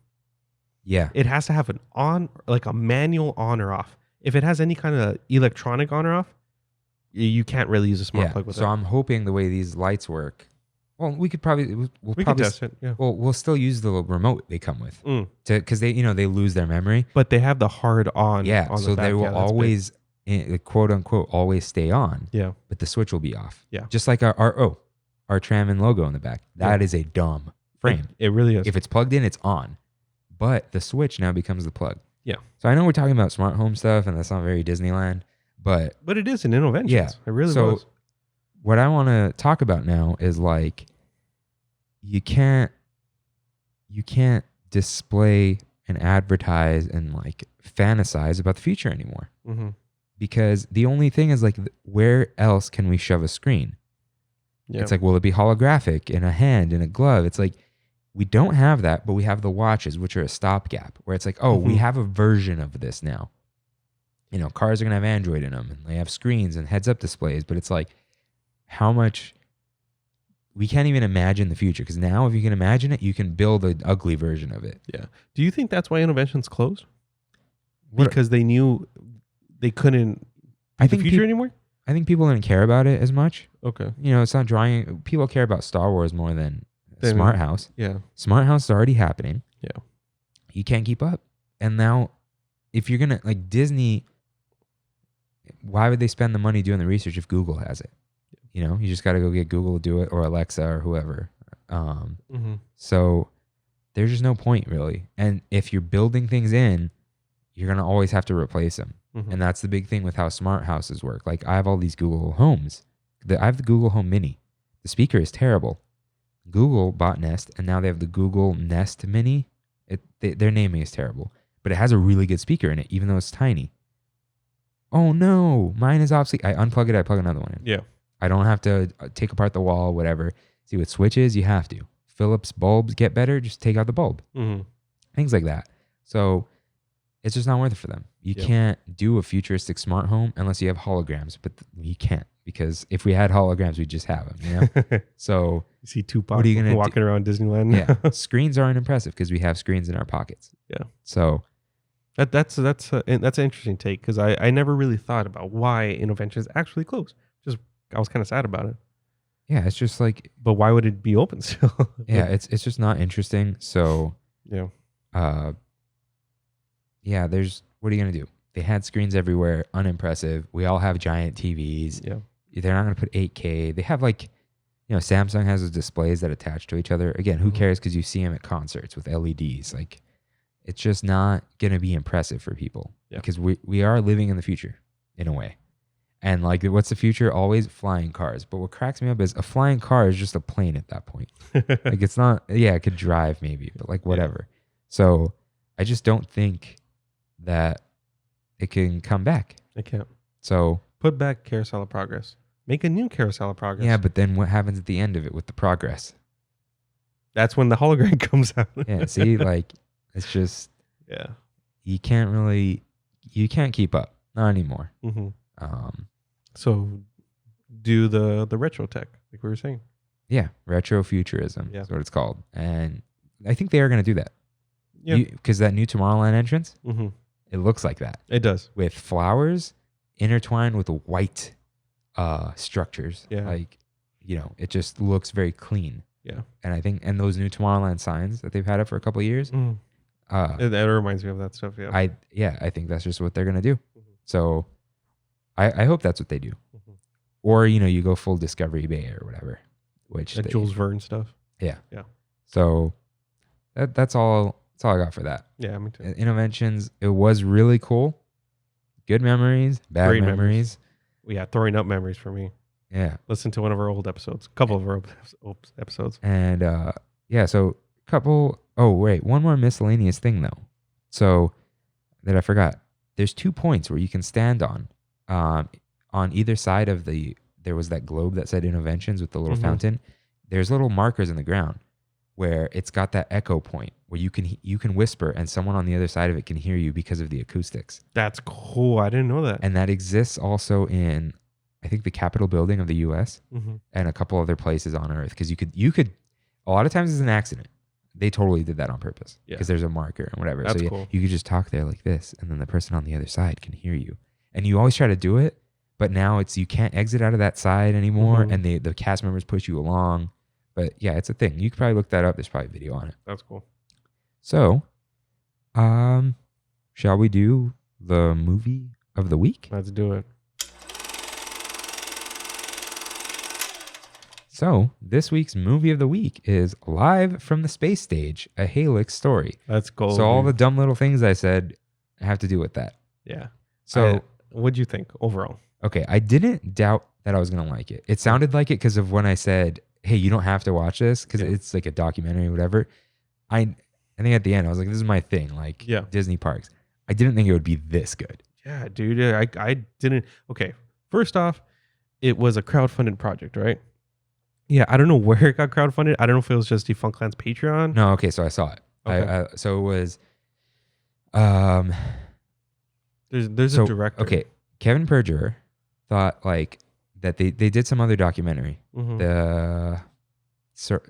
I think it was something Matthew Serrano. Is that his name? Is that the director? Yeah.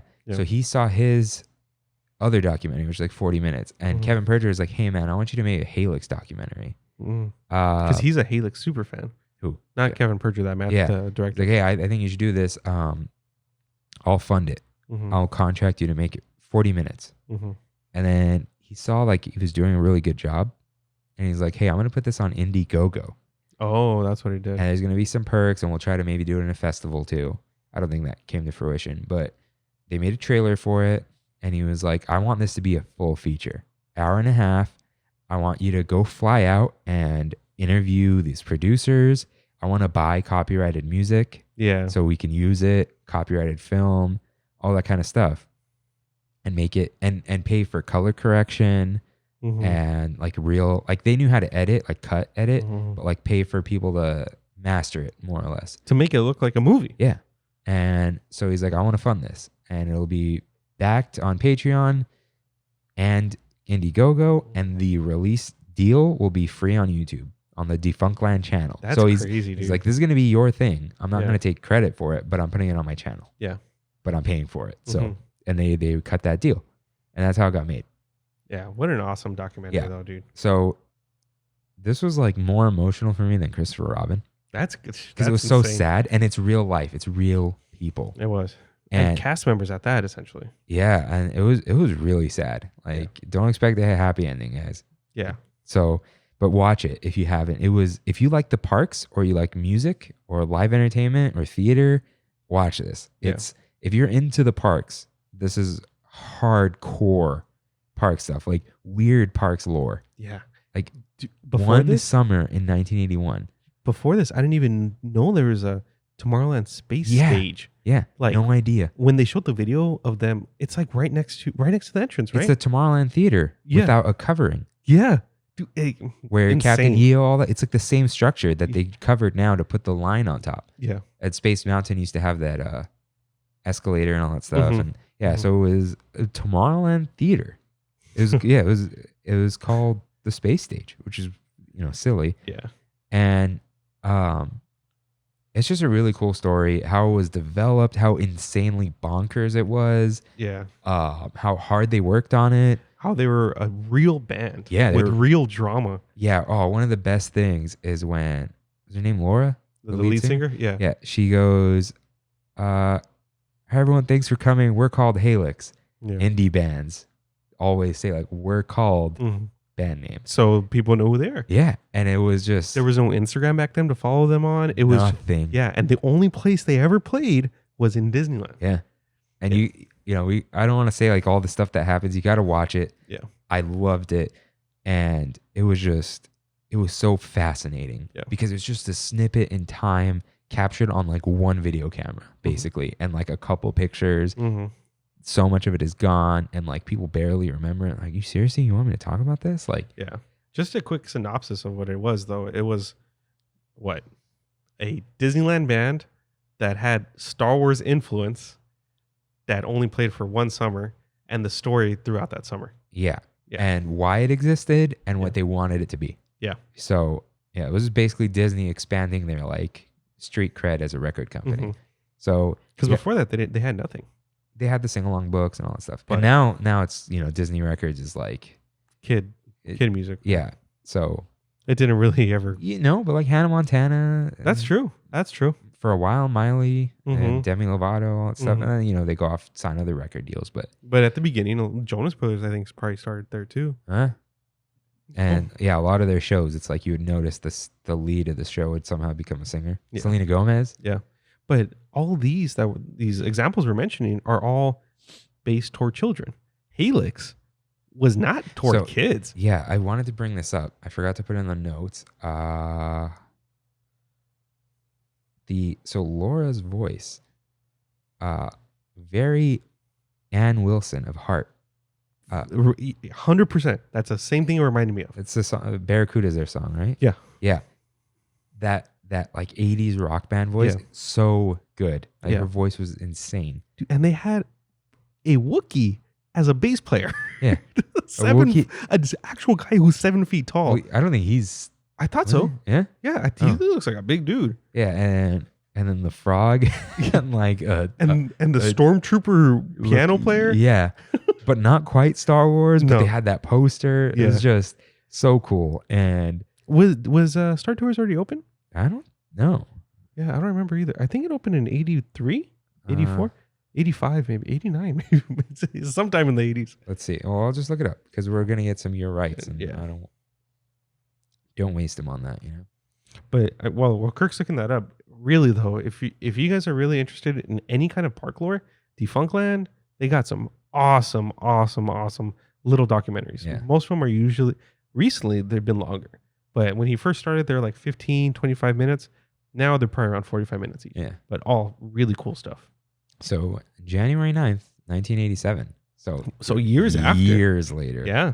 Well, that's the thing. It couldn't be actual Star Wars Yeah. because Disney didn't have any Star Wars. They didn't. No. Yeah, I didn't think about that. Right. Because in my head, Disney, Star Wars, and like, yeah, we want a Wookiee to be, and it's like, no, wait. Yeah, Disney had nothing This to is do fake with Star it. Wars. Yeah, they were ripping off Star Wars. Yeah. Wow, I didn't even think of that.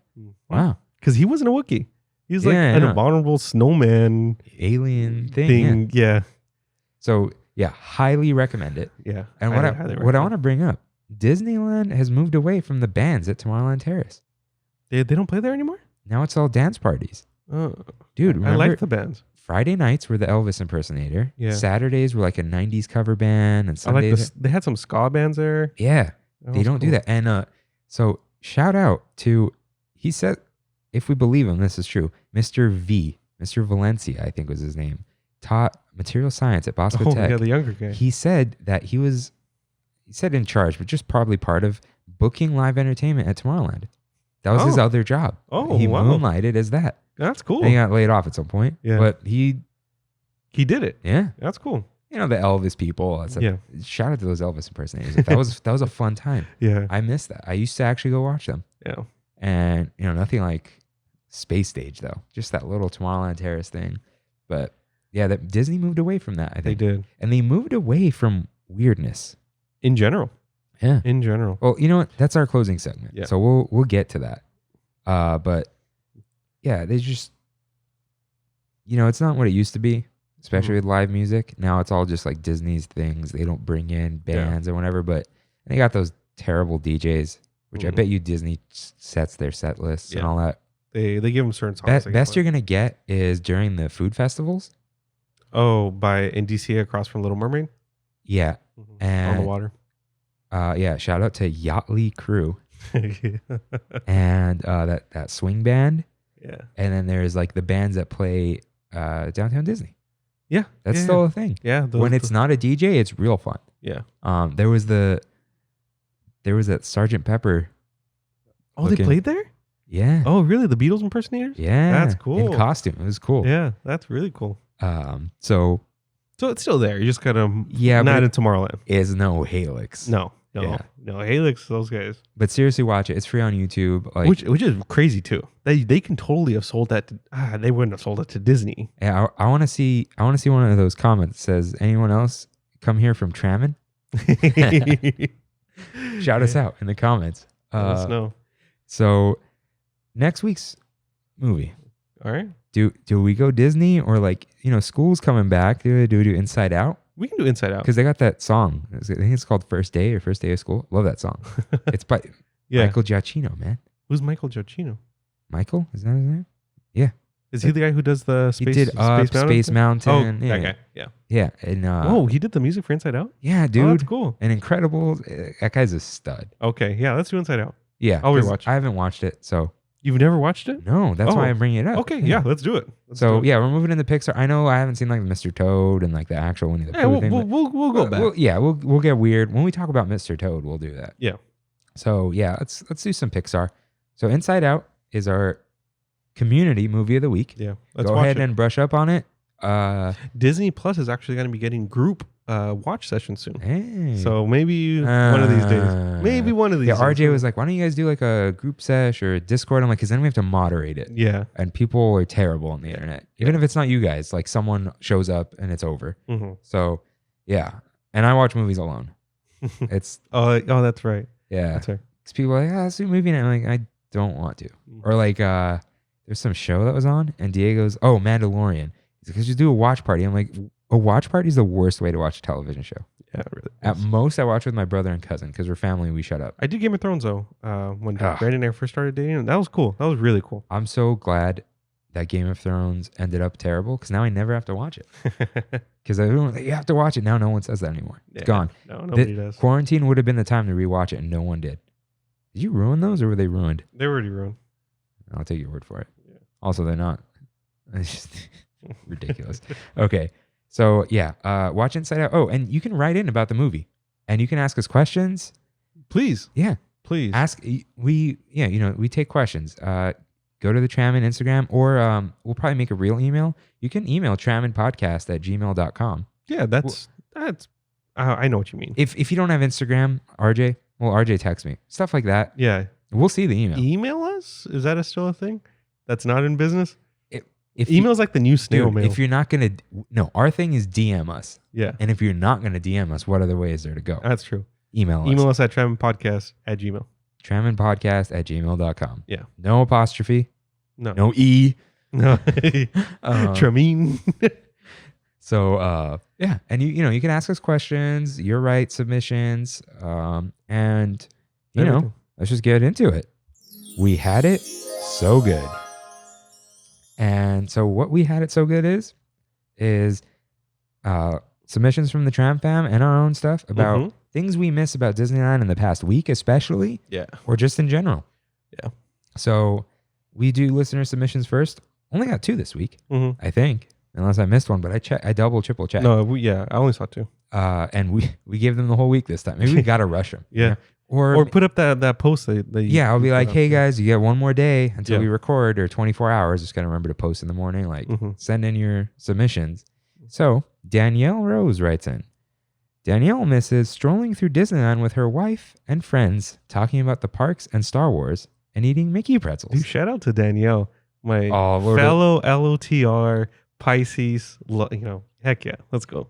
Yeah. Get that third park or third gate open. And a lot of people were talking about third gate. Austin was like, dude, third gate, let's go. Yeah. And he wants Westcott and all that stuff. I'm like, it's gonna happen someday. It's got to. And then Kimmy writes in, playing the Soarin' soundtrack or the Soarin' song on the way out of the parking structure, especially in the top level. Hey. That was real specific. Yeah, that's cool. Like, that's cool. I love the way it opens up. Boom, boom. Mhm. And it's like, so. Do you have one this week? I thought I did. I have one. What's yours? Just Tomorrowland. Because I was watching those videos yesterday. I think I even posted on yeah, Instagram. you did. You're missing Tomorrowland. I just really miss Tomorrowland. Just looking, hanging out, looking at all the criticisms I have of the land, looking at Nemo. I don't know. Just I miss Tomorrowland. I think I missed like Pacific Wharf a little bit. Oh yeah, of all places. Bread Bowl. No, just hanging out there. The music, some song I really like. Beer. Beer. Yeah, a little bit. That little photo op inside of the with the fishes. You know what I mean? Don't know why. Oh it's yeah, still yeah. there. But I really miss Buena Vista Street too. Yeah. I actually like looked in a little farther this time. Like Buena Vista Street's really cool. Yeah. It's cozier than Main Street. Yeah. Main Street is like a bustling little town. Mm-hmm. Buena Vista Street, I know it's supposed to be LA, but it's like, I think it's warmer. The colors, it's less like loud. What's funny, I think it's supposed to be the opposite. Yeah, I know. But it's not. Yeah, Buena Vista Street's just real like I think it's just very cohesive, Mm-hmm. and not that like Main Street is bad. It's just like the way it is supposed to be that way. That's how old towns were. So Yeah. Yeah, that's all I really miss. I mean, I miss it all, of course. But and I was, you know what happened though? I got the pumpkin cream cold brew. At Starbucks? Yeah, which, you know, it's just pumpkin spicy, which I got to just get that instead. My first sip, it just like flashed me back to Disneyland. Even though I don't drink it there, it's like that pumpkin Halloween thing. Oh. It was just like, whoa. Seeing the Mickey, It was like Mickey pumpkin. Like a That's So Raven vision, man. Like, I was you like, just got to whoa. look into the camera like, Yeah, so it was like, there's a thumbnail.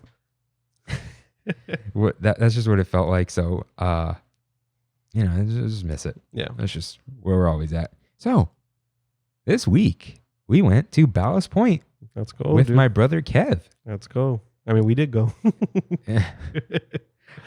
So, Kev and I got there on time. Kev followed Google Maps and ended up completely bypassing the entrance. I like- going onto Disneyland Drive, walking under the bridge. Yeah. He walked a quarter mile, started jogging. I like his explanation. He was just like, on Google Maps, it told me to go this way, and I went that way. Yeah, he goes, Ballast Point's there. I'm like, Ballast Point's above that bridge. Yeah. He's like, it's across the street. I'm like, only technically, but it's not. Yeah. And he's whatever. And so we got there on time. We put our names in because turns out you can get reservations at all these places. Did not know that.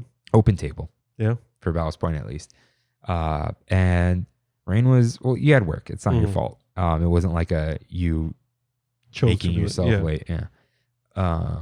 And early this morning, I Have might say. You don't watch Seinfeld, huh? No. For anyone who does, Rain is like I choose not to run.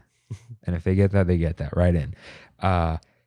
Yeah, and then you had to wait in a long line. Yeah, dude. Like for 30 minutes. It feels like from the time I got to downtown Disney until now, it's been this line, this massive line that starts wrapping around, and like it took me 45 minutes. Labor Day weekend, and a lot of people started on Thursday. They take Friday off. They're working 410s. They're furloughed. Yeah. So yeah, it got real busy just for merch. Yeah. Because people saw the pictures I posted from the top of Ballast Point, and like, oh, it's not that busy. I'm like, no, everyone's in line. No one's walking. So yeah. So let's talk about Ballast Point a little bit. Love Ballast Point. Was my favorite brewery for a long time. So what beer did you get? I got the sour. There's only one. You got a sour was at really Ballast good. Point? It was really good, dude. I don't like sours. What do you like? IPAs. I don't like IPAs. Yeah. IPAs are like, okay, you heard of session IPA? Mm-hmm. They're limited, right? Mm-hmm. Usually that's a bad batch of beer, but they throw a bunch of hops in it, call it special, and cover up the bad taste, and there's your session IPA. Yeah. So It's good to me. I'm not big on IPA. They're fine now. Like Yeah. I got used to them, but I like the beer. The beer is very good. Shout out to my dad, who literally shout said out. he was like, Shout out. he was like, get the pretzel bites, and I'm like, yeah, but cheese. He's like, no, it comes with mustard too, and I'm like, yeah, they're pretzel. He's like, listen, I will pay for the entire dinner Ooh. with you and your friends, $100. Yeah. I actually no, I bought mine and Kev's beers because it was separate. But anyways, he was like, I'll buy your entire thing if you just buy the pretzel bites. He's like, you must eat them. They're covered in browned butter. They were great. So They were you could great. see the brown specks of burnt butter covered in it with salt and that whole grain mustard. Yeah. I took a dip of the cheese. Cheese wasn't good. It was fine. It was milky cheese. It was like beer cheese, whatever. Better than the burgers though. I did not like the burger. You just straight up didn't like it? I did not enjoy the burger. Yeah, it was fine to me. It wasn't worth the price. Yeah, That's for sure. And okay, so yeah, this is what I was talking about with your food recommendation. They were like, Mhm. I don't know, Rain, you really wanted to go there, but you really wanted beer. So Yeah. I'll give you half a pass. But a couple things about the burger. Fries are very good. Mm-hmm. Parmesan. Did you get the Parmesan ones? No. Oh, they were good. Too much garlic. Yeah. There's garlic in the burger because Yeah. it was a remoulade, which has Mhm. garlic powder and stuff. It lingered in my mouth. But stop calling your burgers Kobe burgers and then selling them for $16. I know it's not Kobe. I would rather you get some trash cow from Chino Hills. Get the chuck. The stinky cows. Yeah, get the chuck from the cow with 20% fat and just give me that. It's gonna be better. Yeah. Just 20% fat. That it was not fatty at all. I saw Costco was selling Kobe beef, or is it No. Wagyu beef? Wagyu usually for And $100 a pound. that's real. Yeah. $100 a pound is real. Yeah. just tell my dad, he'll go get it. Wagyu, yeah, but again, Wagyu burgers, it's the scraps. And usually it's not fatty enough. And the whole point of Wagyu and Kobe is it's marbled and has a ton of fat in it. A burger is a burger because of its fat. If you're getting a lean burger, there's no point. Just eat a steak. And a steak's not supposed to be lean either, but it's like, roast beef sandwich. That could be lean, I guess, because you're covering it in a bunch of stuff. But it was dry. It was dry Yours meat. was dry? The meat was dry. Kev's was too. Oh, I was fine. And we got it, I think, medium, which is not, I don't get burgers medium rare. It's like, nah. I get medium. Especially at like Ballast Point. Nothing against Ballast Point, but it's not like a 5-star restaurant. Yeah. And so it's ground beef. You can, whatever. I don't know where their beef comes from, but it's not Kobe. Don't lie about it. Just give me a burger, like a Ron Swanson. Like you can just give me all the eggs and bacon you guys have. Yeah. So like, because I've gone to Trader Joe's and just bought patties that are 20% fat. They're nothing. They're cheap. Yeah. Delicious because it's fat. 20% fat is 20% fat. Yeah. Unfortunately, Ballast Point suffered from, they got Disneyfied, aka they got more expensive. And they got bought out for $2 billion and they're owned by Anheuser-Busch or something. They are. So Ballast Point used to be my favorite brewery. Going to Comic-Con in San Diego. Oh, yeah. Little Italy was like one of the coolest places, at the time. Go to Ballast Point every year as a tradition. Even had a Pokemon tournament at Ballast Point down there. But one thing I loved is you can get a flight for, back then, $11, $10, right? It's a lot of beer for not much money. And a whole meal, one of the meals we have, like a burger meal, no more, $10, $12. Here at Disneyland, you're seeing the $4, $6 increase on everything. Yeah. You know what I mean? Well, they got to pay that rent too. Yeah. So I get it. But like, okay, the bun was good. I didn't like the pickles. They're butter pickles or something. I don't like butter pickles. Yeah. And I love pickles, but they're too sweet. The bun was good, but the meat was like actually not good. Like, yeah, you got to go to Stone. That's my new someday, favorite. but that's far, San Diego. Yeah. But yeah, it was just, I was disappointed in the burger, but the pretzel bites, awesome. Holy God. I wish I got tacos. Fish tacos were good when I had them. I wanted cauliflower tacos. They look good. I've had sounded them. good. They're fine.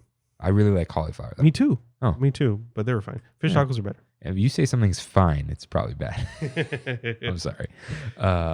So yeah, it was all right. The dining experience was good. They do the QR code, although it's like hard to get a waiter to bring you water. And I chugged 3 waters and it wasn't enough. Yeah.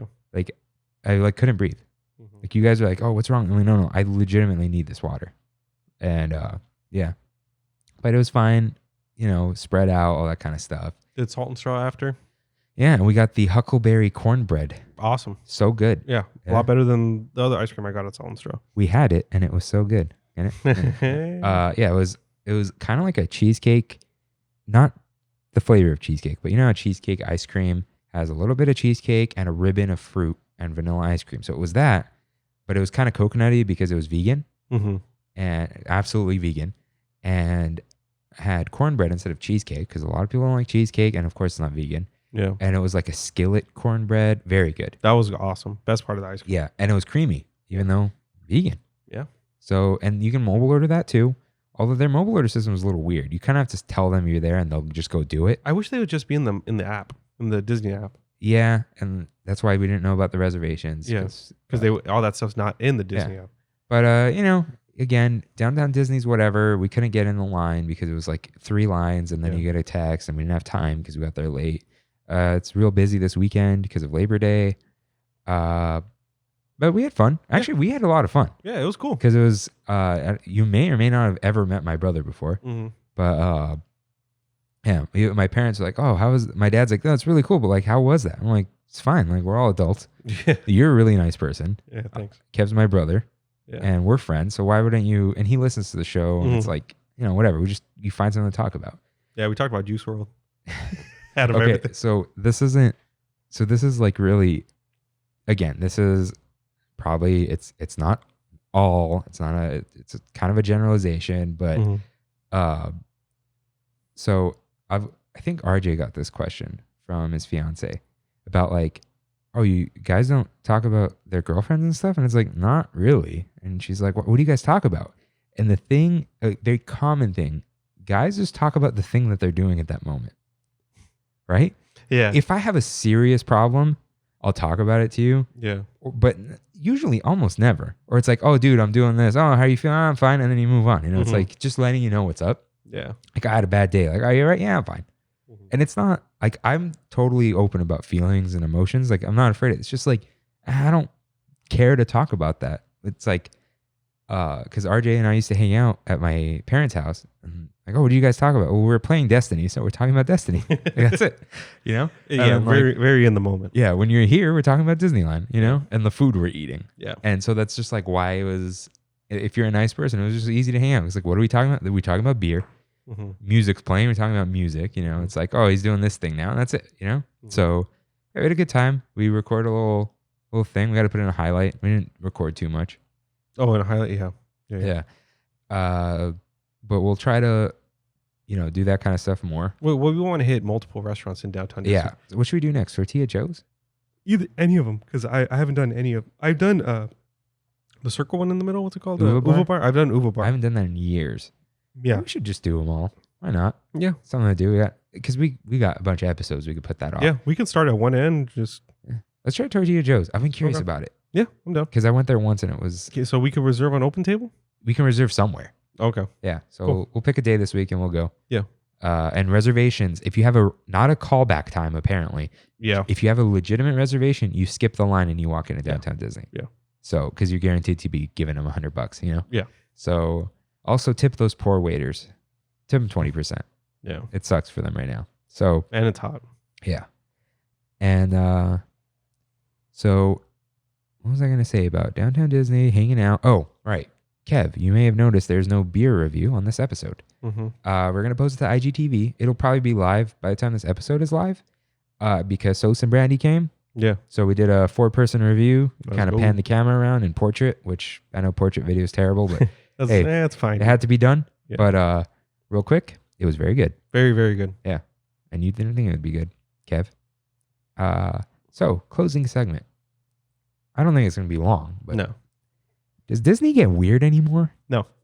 Not at all. Not at all. I know play it safe for everything. Kind of annoys me. Yeah, and I know they've always kind of played it safe, Mm-hmm. but it's like no risk. And I know a lot of big companies are like that, but zero risk anymore. Yeah. It's like everything must be an established IP. If it's a new IP, you got to let it breathe before we even do anything with it. Yeah. What was sad, Big Hero 6 was big when it came out, and Baymax was a big old thing. Mm-hmm. You couldn't get a plush Baymax for like a year. Yeah. At least over there. Probably at Target and stuff. But Kev would always ask me. For a plush Baymax? Well, someone wanted one. And he's like, hey, can you look for me? Because he didn't have a pass back then. Like, yeah, I looked every time. Couldn't find one. Eventually, I found one. He's like, I found one at the Disney store or something. Yeah. Similar to the child. Yeah. Well, that was a whole... That's a whole nother Favreau thing. That was dumb. Yeah. Jon Favreau is very great. He puts a lot of care. Dude, that thing got spoiled as soon as the episode aired. Everyone tweeted about it. So, like, what was the point? Yeah. And everyone wanted that toy for Christmas. And it's like, oh, we didn't want to, you know... A lot of it was we didn't want to seem like corporate, greedy, whatever. It's like, yeah, children wanted the thing, man. But yeah, they don't get weird, man. And I think, you know what? I really hope there's a glimmer of hope at the end of this. This past week, I don't know if it was a rumor or if it was official. The Haunted Mansion movie. Yeah, I think it might have been a rumor. If Del Toro takes it up like he originally wanted to, Disney could get weird. Yeah, and I'm looking forward to that. Really, really looking forward to that. But they're going to step on his toes, and I don't know if he's going to like that. That's true, too. Yeah, that's true, too. But if they convince him, hey, man, this is like really a children's movie. Mm-hmm. Make your monsters, but they can't be like nightmare-inducing. You know? Yeah, they can't be the fawn from Pan's Labyrinth. Yeah, but he's a smart guy. Mm-hmm. I think if he remembers, let's say, because he remembers like Haunted Mansion is silly. Mm-hmm. The beginning is like, hey, you can always hang yourself and become one of the spirits. Like, you know, of course, there's always my way. After that, it's silly spooks. Yeah. And happy haunts. So it's like silly. And they're singing in the backyard or whatever it is. Like, yeah, they could do that. I hope so. And Disney Plus has a lot of potential for them to get weird. Because there's less risk on those. Yeah. Sure. If they can we'll just launch a little show, see if it does well. Mm-hmm. And like less budget. Yeah. Which can impede some stuff, but you can get creative. But their marketing budget doesn't have to be as big. They don't theater cuts, none of that. Yeah. And then there's like, Mandalorian. It's Star Wars, but it is a little over. And it's Bounty Hunter. kind of risky. It is. Obi-Wan show, like I think they realized they played it too safe with Star Wars and it sucked. It was actually bad. So now it's like, let's get weird with Star Wars. I hope so. And that's Please. what I'm saying. I'm looking forward to that. So maybe they can, but they don't get weird with Disneyland anymore. No, it's all an IP. Yeah, and it's like, oh, we don't want to have outside bands play at Tomorrowland anymore. Dance party with a pre-approved set list. They might get weird with Tomorrowland though. They could. Yeah, I think that's a big possibility. Yeah. They tried pushing an IP in Tomorrowland with that Tomorrowland movie, didn't work out. So Yeah. I'm hoping that's a thing where it's like everyone loves the Paris one. They might shove Tron in there though, They might shove Tron in there. and Tron is black and Is blue. that bad? I don't know if that's bad. It's not retro future. Tron is this whole thing.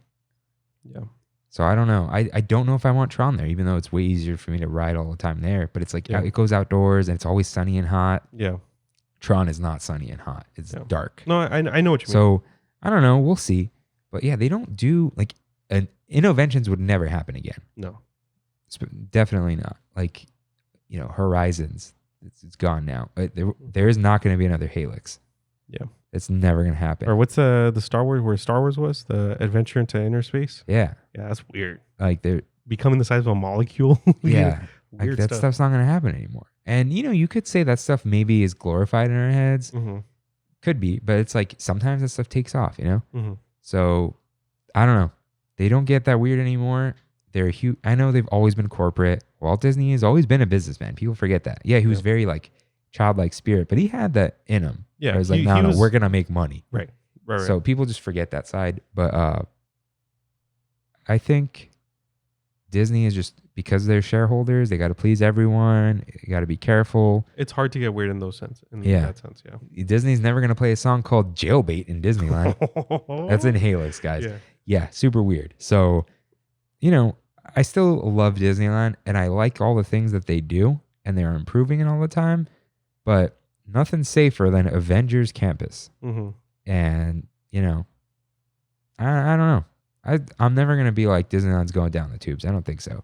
But it's just always going on down a different tube. Yeah. Hollywoodland is not going to be some weird thing. It's going to be some safe bet when they eventually fix it. And I think our episode 23 suggestions is a nice mid-ground. Yeah. Mm-hmm. And I'm still thinking about that. Yeah, me too. Tuning my own horn. That was fun. But I think that's all we got for Innoventions. I hope for, what is it? The Beautiful Tomorrow? It's a great, big, beautiful tomorrow. Yeah. So, so thank you for listening. If you're new, thanks for joining us. If you're back, thanks for joining us again. And we'll see you guys next week. See you real soon. Bye. Bye.